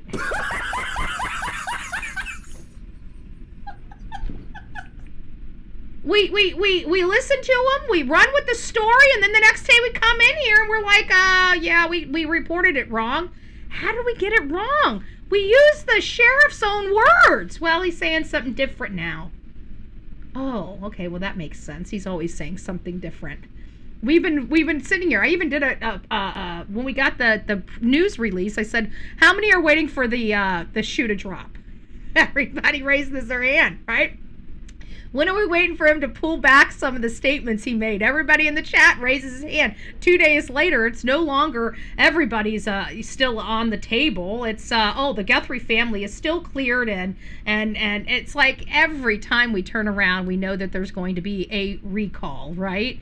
And the only thing that's not successful is the recall for the nonads, right? So Nanos, he doesn't get the recall, but he recalls everything that he says because he's not used to people holding him accountable for his words. And just in case you guys missed that, I think you guys need to hear it again. I think you guys need to hear it again. Let's just listen to it again. Let's just listen to it again. It's back here. It's back here. It's right here. That's where it's at. I don't know that everybody knows who's here. Of course, I'm Sheriff Chris Nanos. John Edwards is the Tucson chief here for the FBI, and he'll have some words for you as well. This is really, for me, pretty new. Yes. All the media attention. So I apologize to you for sometimes I'm speaking in generalities, and I'm not used to everybody hanging on to my words and then trying to hold me accountable for what I say. But I understand. So we're going to try our best. Yes, folks, he is a politician. I just thought I would let you know. He is a politician. Where is it? Where is it? There it is. I couldn't remember which one it was. Sorry. I had to go through a lot of them. To be succinct with you in the future, and also more important for you to understand is we have a lot of work in front of us. You guys don't get this angle, but DWARDS. I'm the Assistant Special Agent in charge of the FBI's office here in Tucson. First, we want the community. So you're telling me that this guy here likes working with Chris Nanos. You're saying that this guy in this suit and tie that knows about word accountability. You're telling me that this guy wants to work with Chris Nanos. Oh, okay. Okay. So there are a few things in the media release that has caught my attention, and this is going to be the most important area right here for me. And this is where it says the 2 videos recovered from Nancy's doorbell camera may be from 2 separate days. And this is pretty interesting to me because they say these 2 separate days indicate that they took steps to prepare for the event of February 1st. February 1st. So if that's the case, if we have 2 independent videos showing that the perpetrator took steps to prepare for the evening of February 1st, to me, that's telling me that there are 2 additional videos moreover than the videos that we ourselves were able to review. So the review that we have is of a man on the outside of her door, right? And it was before the blood trail because we see no blood at his feet. And he's stepping in some of the areas where those blood droplets were. And had those blood droplets had been there before, then he would have been stepping in them, leaving his shoe print on all over that blood. And that wasn't the case. There was no blood or blood droplets on the tiles leading out the front door at the time we saw that video. So for them to have 2 videos that are recovered that indicate and shows that steps were taken to prepare for the event of the night from the 31st into the 1st when she was ultimately taken out of the home, that tells me that there are 2 additional photos from 2 separate dates other than February 31st to February 1st. So what other date? We're aware of January 11th. We're aware that that is the date of the other one. And you know what? As a matter of fact, I have another talking point on that. And I think this might actually blow this case open a little bit. And it was a photo that Monk's Intrigue had up, but even though the talking points he was discussing are much different than the talking points that I'm about to discuss here with you. Let me open this up.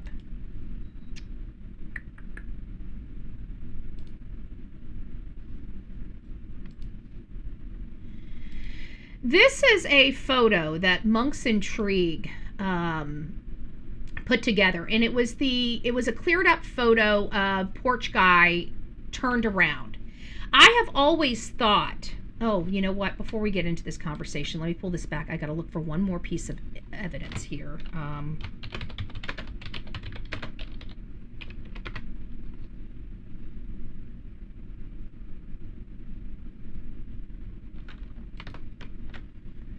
Okay.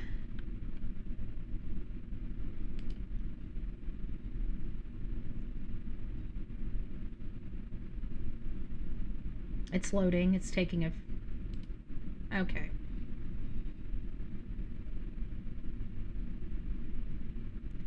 Okay, guys. This is going to blow your mind a little bit.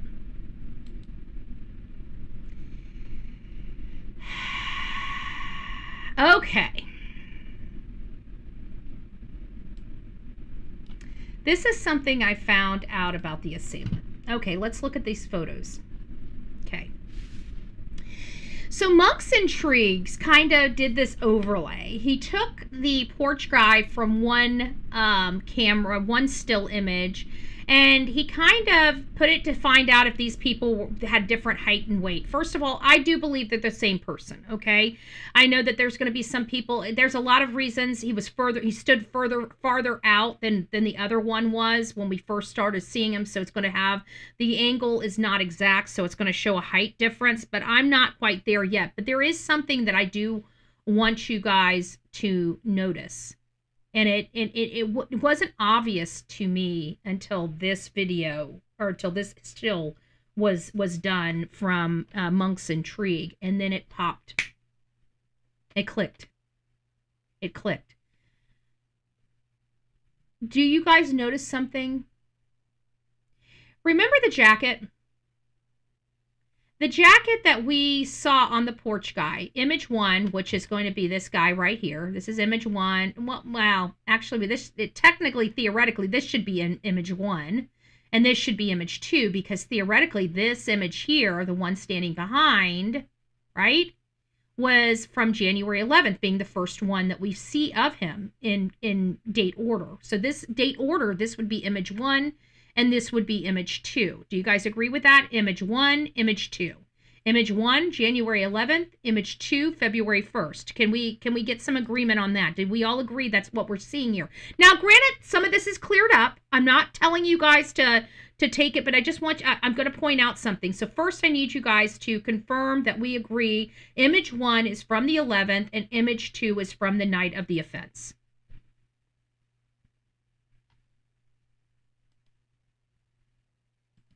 Okay, we agree. All right, so this is the first time that this popped into my head. And it goes back to Luke Daly. Not just the hand. I am still interested in somebody telling me when Luke Daly got into the car wreck. If anybody is out there in Arizona, it's very easy. You have his name, Luke Daly.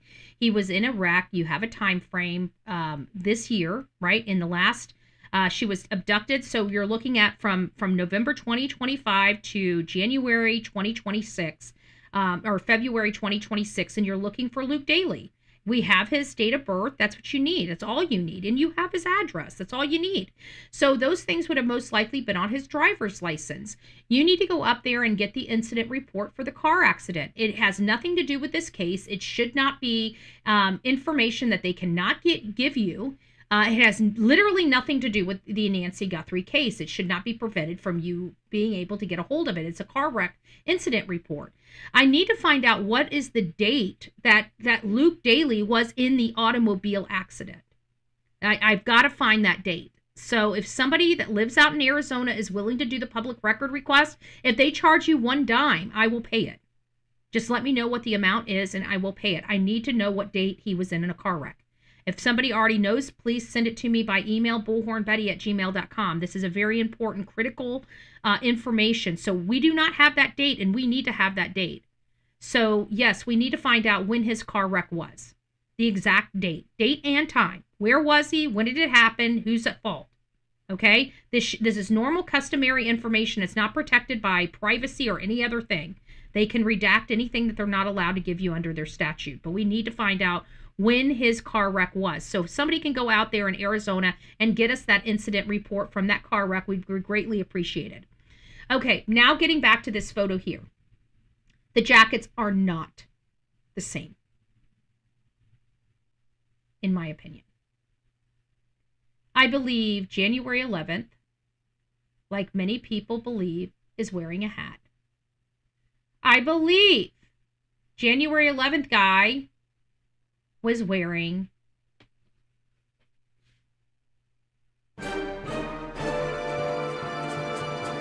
a flannel, a thick flannel. It looks like him in this picture next. Now, when I say it, it's going to click for you. You're going to see the plaid print on his clothing. I think he is wearing a flannel in the first picture from January 11th.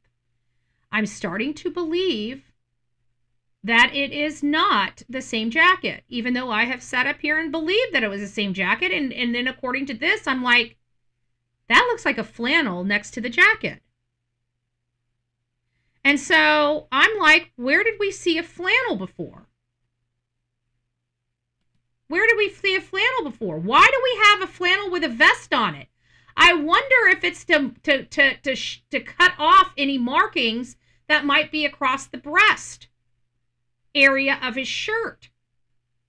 We never understood why would somebody be wearing a flannel, a thick flannel, to do an interview when it's hot as shit outside.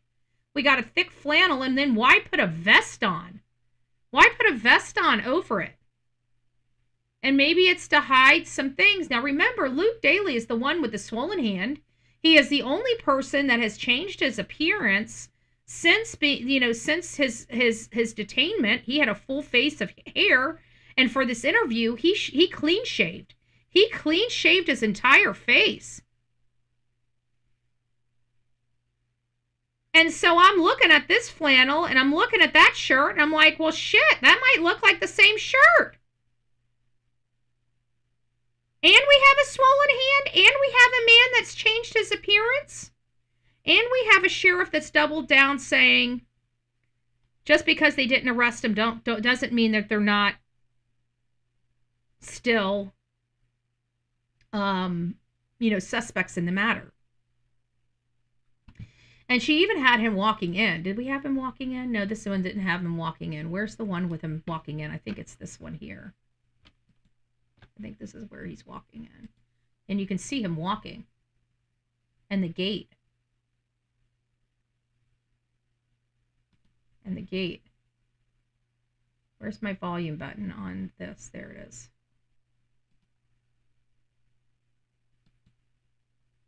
Luke Daly yesterday. We're asking questions about what he was wearing, what he looked like, the way he walked in, kind of like his overall demeanor. And with the clips we posted yesterday, the full interview, you could only see about right here, right? Because that's where the camera was framed on both of us.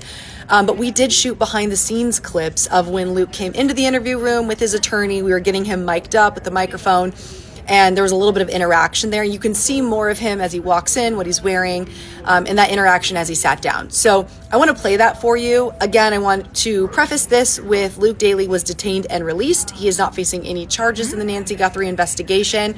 And he did the interview because he wants to clear his name. But we do have that kind of behind the scenes peel back with some footage.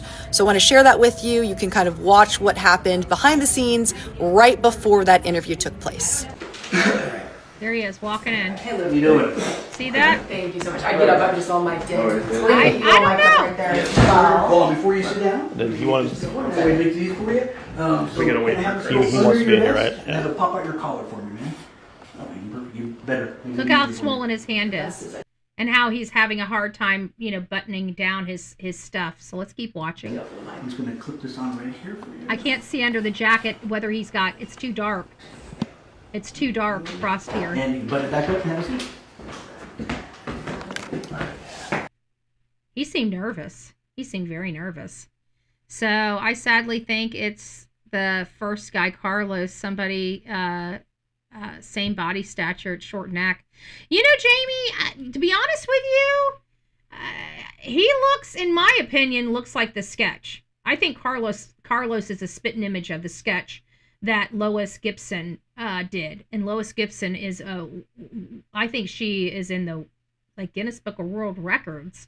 But anyways, even if she's not, Lois Gibson has helped solve 1,200 cases like this where people have masks on and she has to try to, look at the bone structure and build a face behind the mask.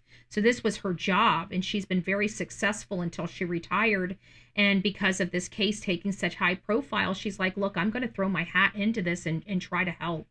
And she drew this photo, and one of the first things when this photo came out, I was just starting to talk about Luke, and I remember saying, oh my gosh, this looks like Carlos. Yeah, like I remember saying that, like, oh my gosh, this looks like Carlos, not Luke. Like, and then I'm starting to kind of like everybody with, Tommaso Cioni is like, now that we see the mascot, the masked gunman at the door, we're like, okay, we know that's not Tommaso, but it's got to be somebody he knows, right? So now, because I'm looking at this and I know it's got to be Luke, right? Even though I'm not saying that publicly, I'm looking at Luke a lot. I'm holding a lot of weight in Luke, and then this sketch comes out, and it's like, well, this looks kind of like Carlos. Like, this looks like a lot like Carlos. And now we got Carlos out there, trying to force the hand of law enforcement to find out what's in that search warrant. Like, none of them have gotten their search warrants back, which is against the law. You can't have that. There's only one caveat, unless it's court ordered. Unless you go to the courts and you ask for that, you ask for them under seal. And the seal, when they're under seal, they're only under seal temporarily. They can't be under seal. But the problem is what is temporarily? What is that classified? What is the elements of temporary in Arizona law? Is it 6 months? Is it 180 days? Is it a year? Is it a year and a half? Is it 2 years? I mean, what is limited? What is that restriction? What does that look like? Because at some point, it sounds like they're going to be required to release without cause. If they can't show cause why it needs to be still under seal, for example, if they're not the guy and they can't prove the case, they're going to have to release those search warrants at some point.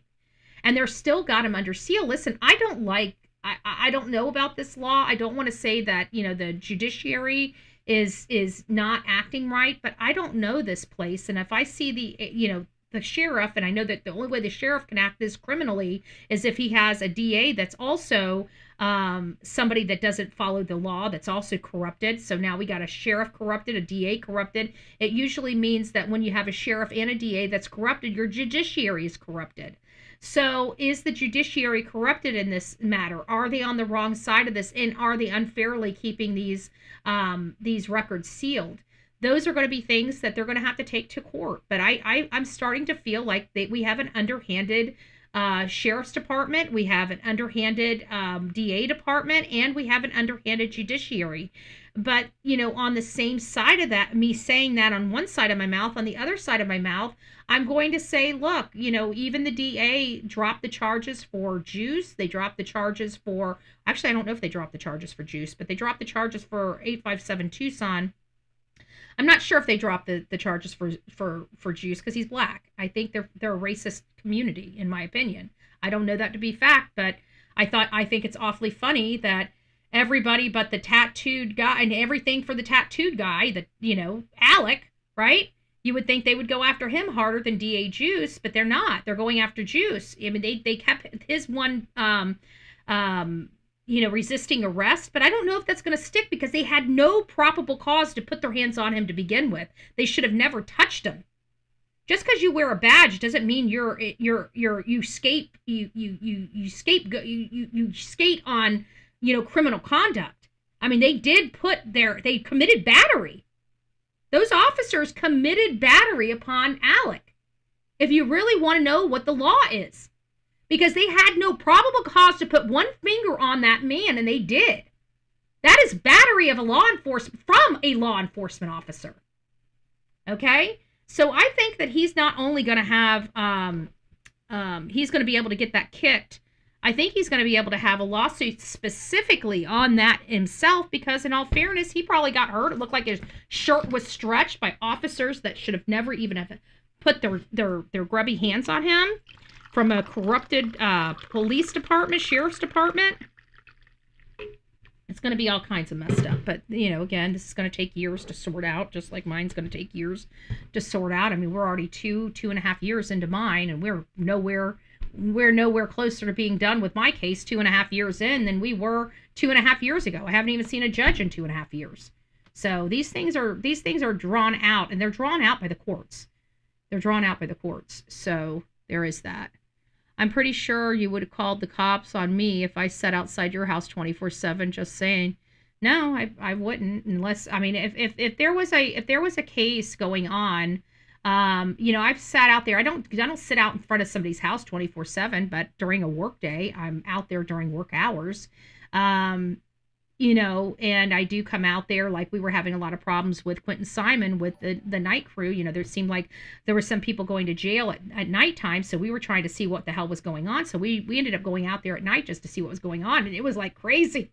They're banging shit. It's all loud. They got lights going on. We have, tow truck drivers going up and down the road, honking their horn and all kinds of stuff. And I'm like, oh, okay. Well, this kind of explains why they're having a lot more activity with law enforcement than we do during the day. I mean, but for the most part, yeah. I mean, it's oh, it's Dirty Boy. That must be one of those people from, I'm going to tell you, you don't want to come over here screwing around. Just stay gone, and for you, obviously I'm on your mind if you're coming in here. I'm not going to your channel because you don't mean shit to me, right? You keep coming over here trying to act like you're somebody. I'm sorry, Dirty Boy, but you're nobody in this group. You used to be a somebody. People cared about you until you decided to go postal and be a dick. Well, have a great day. And I'm starting to believe Dirty Boy is blank screen. You do not want to fuck with me, blank screen. You just don't want to do it. Because I sniff you one more time. If I even get a freaking email from you, I made sure I put the money aside. I am going to come after you. So please don't make me think that you are them, because I'm ready. Anytime. When you get froggy, just let me know. I will absolutely leap. I will absolutely leap. So we've got that, and we've got the interview with Luke. And not only Luke, but also his mother. His mother sat for an interview. I don't think it's on this one. This is just his wholly. Let me put his. There's his. Let me put this one on the Guthrie as well. And then we want Luke's mom. I need to find out Luke's mom. But he said some things. I don't know. I mean, he seemed calm, cool, and collected when giving this interview. But again, he was clean cut. He was trying to cover up any type of tattoos, and he was wearing this thick flannel with a vest when people are screaming that it's hot. And then I see this photo, and it just brought me back to Luke Daly even more. Because now I'm looking at this, and I'm like, wait a minute, that looks like a flannel. That looks like the person is wearing a flannel shirt, and even the bottom of it, you've got a scoop of the flannel, but you got a straight line for the jacket. So I think one's a flannel, and I think one's a jacket. So now we can pretty much say that maybe he got the backpack, the jacket, and the holster from Walmart. And I bet you he probably got them on the same ticket at the same time. And I bet you it was purchased after January 11th. And that's, my friend, is why we have the best mods. Yep. FBI called me about Ruben Borrego, the food order paper that had that name on it next to my black glove. Ruben has a record. Interesting. I did not know that. Were you out there? Were you the one that found that those two gloves?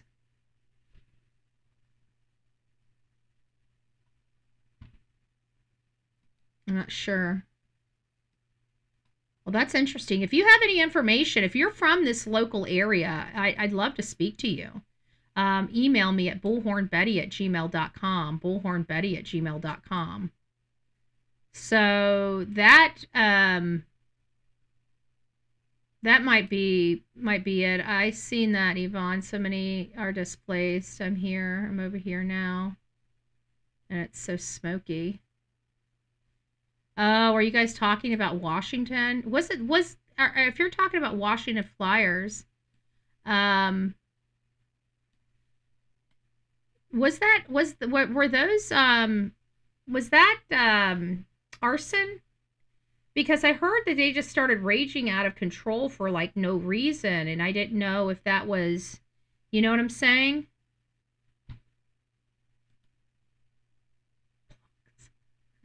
Captain Obvious, that's not, you don't want to get smacked. I do see, you want to be careful. They will put you in timeout. And it seems like you like conversating. I'm just saying. It really does seem to fit, but every person that somebody brings up seems to fit. It does.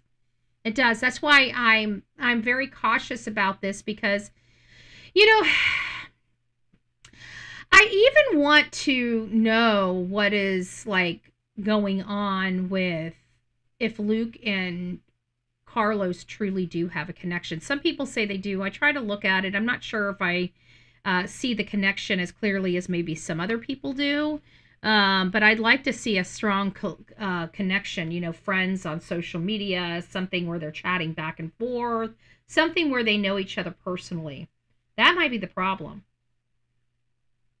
But again, it may not. All I know is Lois has a sketch that really does resemble a lot of the characteristics of Carlos. But his father was a criminal. And from my understanding, I don't know if his father is still in prison. Do we know if his father's still in prison? Because his father, from my understanding, may look like him as well, but older. But this person here seems, in my opinion, feels younger. The movement of the person, but it seems like they've got injuries on the right side.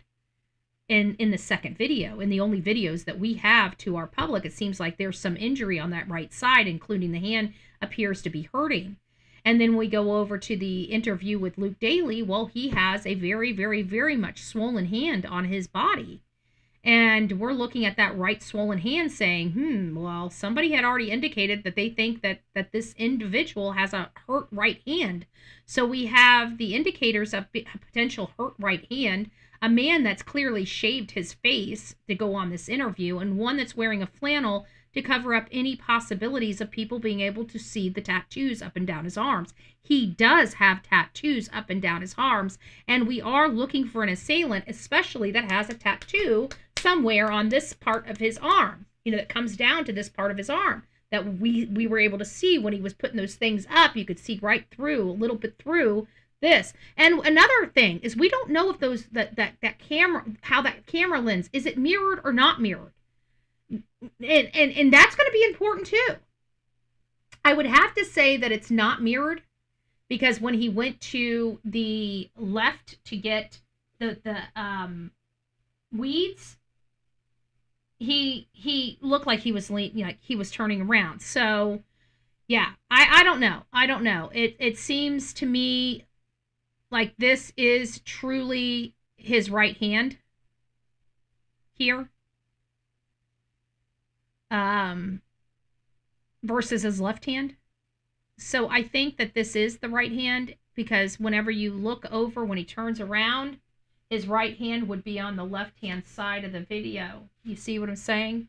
So this right here seems like it's his right hand, because he looks like he's over to the right side of the walkway, not the left side of the walkway. So we have to look, and you got to remember that, because some videos, they mirror.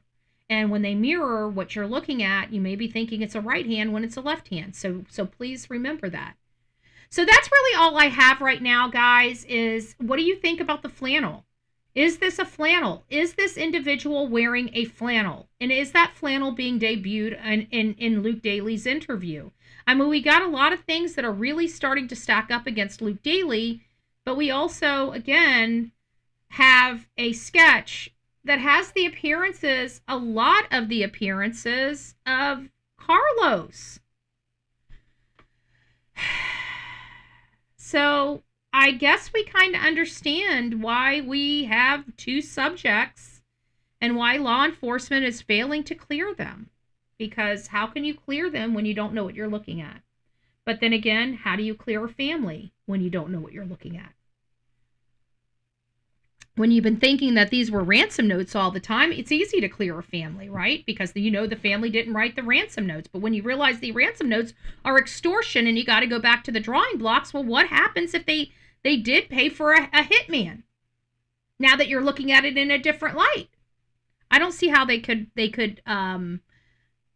really clear anybody in this case. But again, we're not law enforcement. We're not the ones that have the authority to investigate this case. And therefore, it doesn't matter the reason why. I can just tell you the sheriff is not entertaining this family as being the culprits in this case, period. No ifs, ands, or buts about it. Nobody in the family is a culprit in the sheriff or the FBI's mind. So I think for us to keep looking at the family at this juncture is a waste of time. I think that until something, just like Luke, remember we put Luke up on a shelf, and when he first was brought to our attention, when he had the raid on February 14th, that Friday or Saturday, I can't remember which, we put him up on the shelf and never talked about him again until he did that interview with Brianna. And then when he did the interview with Brianna, well, then we were like, okay, he's got a hurt right hand, and we brought him back down off the shelf. Well, for Annie and Tommaso, they got to go back up on the shelf for a little while, okay? Until some new information comes down that directs the case back to them, they got to go on the shelf for a little while. We need to be looking at other avenues, in my opinion, related to what most likely happened here. But if it's not the family, and the immediate family has nothing to do with this crime, whether you believe Annie and Tommaso are good subjects, I'm going to need you to, for just the foreseeable future, maybe the next week, I need you to look at every other possibility besides them. If you're one of them that believes that Annie and Tommaso are it starts and ends with them, I need you to put them on the shelf, and I need you to look at other places. Because if you put that much scrutiny in them, I know that once you look at this case and take them out as an option, I bet your scrutiny will take you to another person, and I want to know who that other person is. So it looks like a flannel underneath his vest when he got questioned. Yeah, that's why I brought this back up. That's exactly why I brought this back up, because I'm seeing a flannel here, and then when I'm like, well, who else did I see a flannel on? And then it brings me to this guy here, and I'm like, is that the shirt? Like, is that the shirt? It makes me wonder. But that does, when Monk's Intrigue put these on, overlaid them, it was only then that I realized that it's a possibility these jackets are not the same. Because I've been on the mindset that they're the same, and they're not. I think the first one, he was wearing a flannel. And I think when he came back, he bought a brand new backpack, a gun holster, and a jacket. So I'm sorry, but I think we're looking at a flannel and a man that has a hat pulled down. I think they might have some images or some close resembling images of the suspect that we have not been privy to. So guys, that's the presentation today. The chaos from within. Chris Nanos is really doing a number on his department. His leadership is not good. The results are abysmal. We have a detective, a sergeant that has already been written up 2 months prior to the Nancy Guthrie case for botching evidence. And then we find out that same sergeant dismissed a blood trail on the outside of her home when the family is saying they have a missing mother and she did not wander off. I mean, this is piss poor. This is terrible for this department. And this is a scar Pima County is going to have to wear. And you know what? If you're sick and tired of being embarrassed in front of the entire world, fire your leadership. Everybody on that board of cowards needs to go. Everybody. Okay? They did not fight for your interest to remove this criminal sheriff. And look at all the pain. And now he's got another $176 million lawsuit filed against him. You know who's going to be paying for these and for the next 50 flippin' years in that community? You guys, the taxpayers. You're the only ones that are going to be responsible for ponying up the bill for this man, and he keeps doing damage, and the longer he stays in charge, the more damage it's going to happen. You guys, if he's not going, you guys need to be pressing this sheriff in the droves. If you don't want to recall him, you guys need to be pressuring him to resign. This could have been you. And you're forcing him down everybody else's throat because many people want to get up and go to work and don't even want to think about the problems. They don't care. They just want to live their life. Meanwhile, this man is wreaking havoc in other people's lives. I find it selfish. And I don't say that very often. But I find it selfish when a community is seeing these atrocities and are refusing to lift one finger to help thy neighbor. Just a little food for thought. Just a little food for thought. I hope you guys come together. I hope you guys activate. I hope you guys work in a bipartisan manner. And I hope you guys, fight for your rights, because I got to tell you, Chris Nanos has done a number and you guys feel like you're safe. You're not safe. You're not safe. And God forbid the sheriff get mad at you. You're going to jail. That's pretty stinking scary. That's real scary. Anyways, guys, rock it out with your coffee beans out. Don't forget to be fearless. If you see something, say something. An ounce of prevention is worth a pound of cure. And until next time, please be safe. But more importantly, kind to one another. We will see you guys very, very soon. God bless you. Keep coming back. We'll be back later this afternoon to go over either a new case or any type of updates on this case. So if you guys are Nancy Guthrie all the way, keep coming back. You'll see Nancy Guthrie when I change you'll just look at the thumbnail.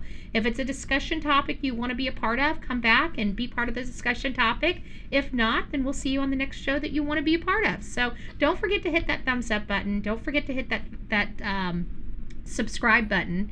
And please, guys, don't forget to turn your bell to all. We really do appreciate all of you guys coming out and learning more about the Nancy Guthrie case. But more importantly, we hope that something that we say, something that we do, something that we present might jog somebody's memory or get in front of somebody that might be able to help in this case and bring some real answers to what happened to Miss Nancy Guthrie. And hopefully somebody is held accountable for this atrocity to this family.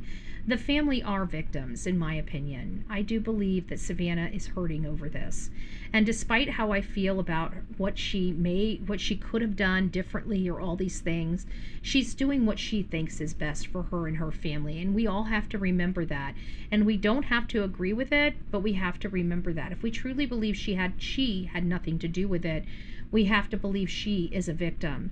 Now, even if you guys do believe Annie and Tommaso are criminals, and have the heart to do this to their own mother, their child's grandmother, there's nothing I'm going to be able to do to really change your mind. And I'm not here to change your mind. I'm just here to ask for you guys to put them on a shelf and let's work this case with them out of it. Because if law enforcement isn't looking at them, for us to keep looking at them, we're wasting a lot of valuable time when other things can be discussed. So I hope that we can move in a well-oiled machine over to the next conversation piece and kind of start moving away from Annie and Tommaso, at least for now, until something else breaks that puts them back on our radar, right?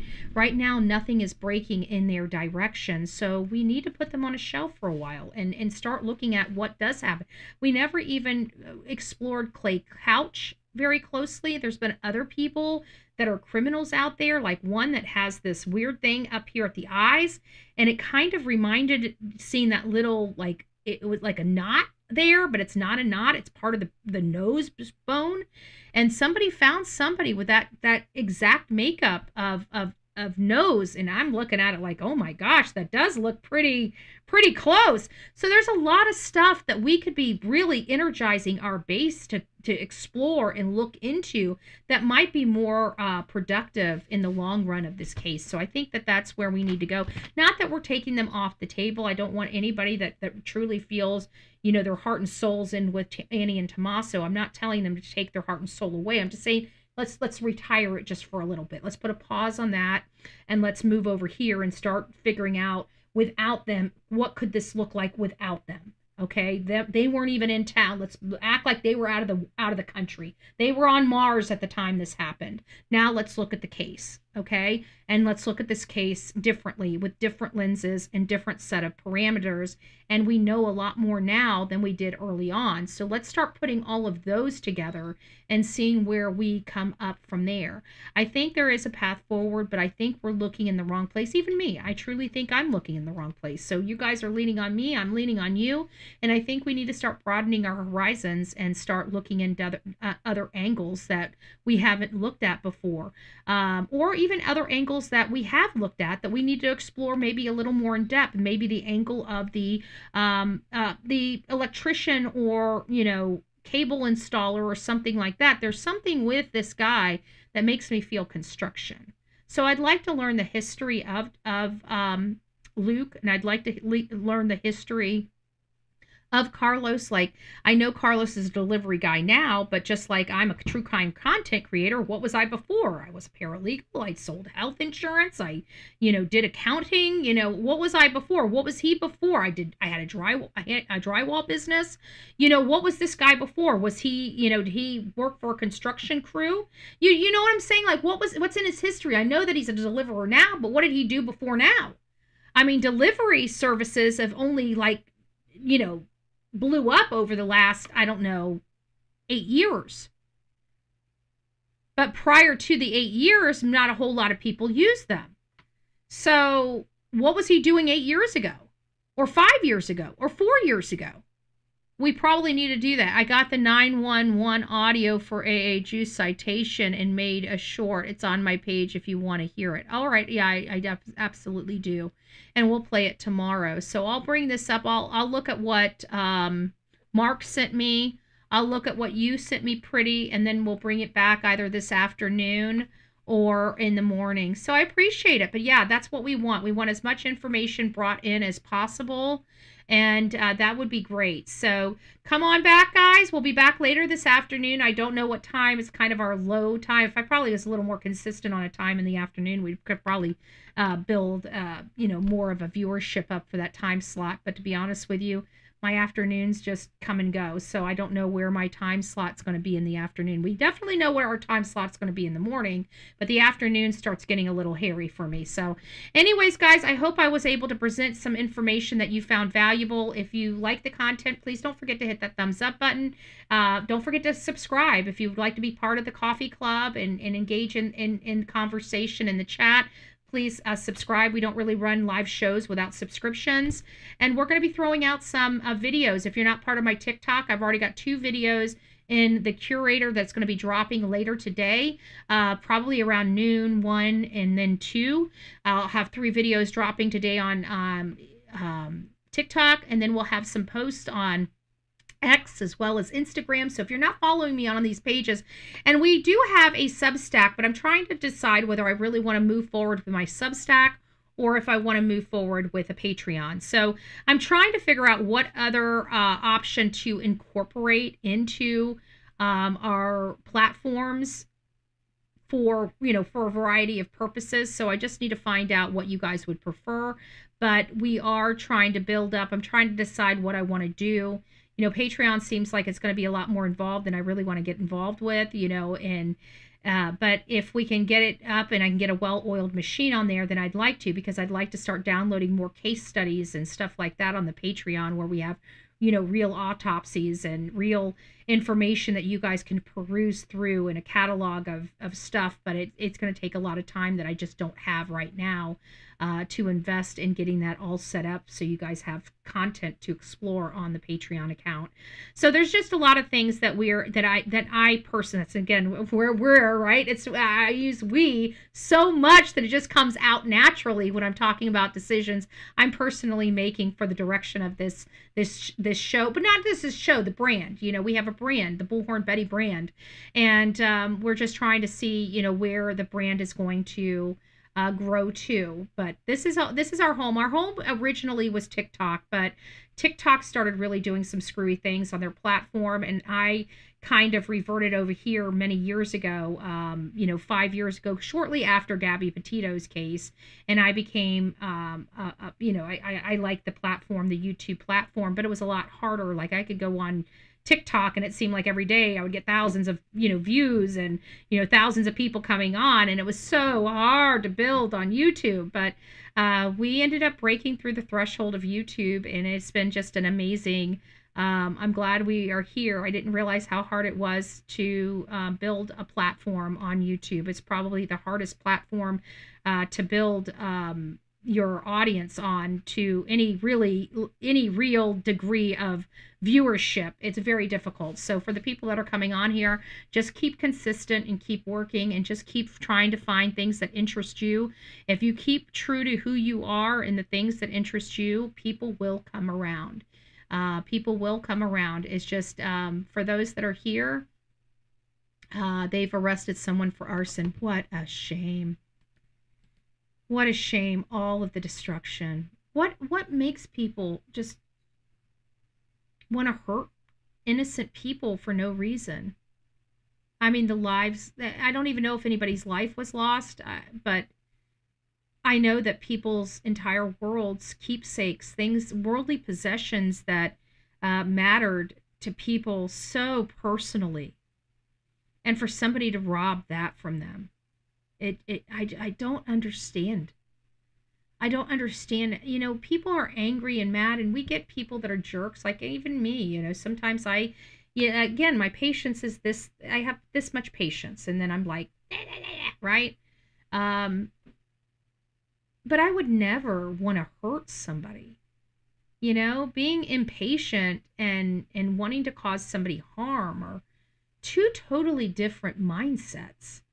And I just trying to find an explanation on why somebody wants to cause harm in somebody else's life, a stranger, for no reason other than just to cause them pain. I don't know if I'll ever understand that mentality.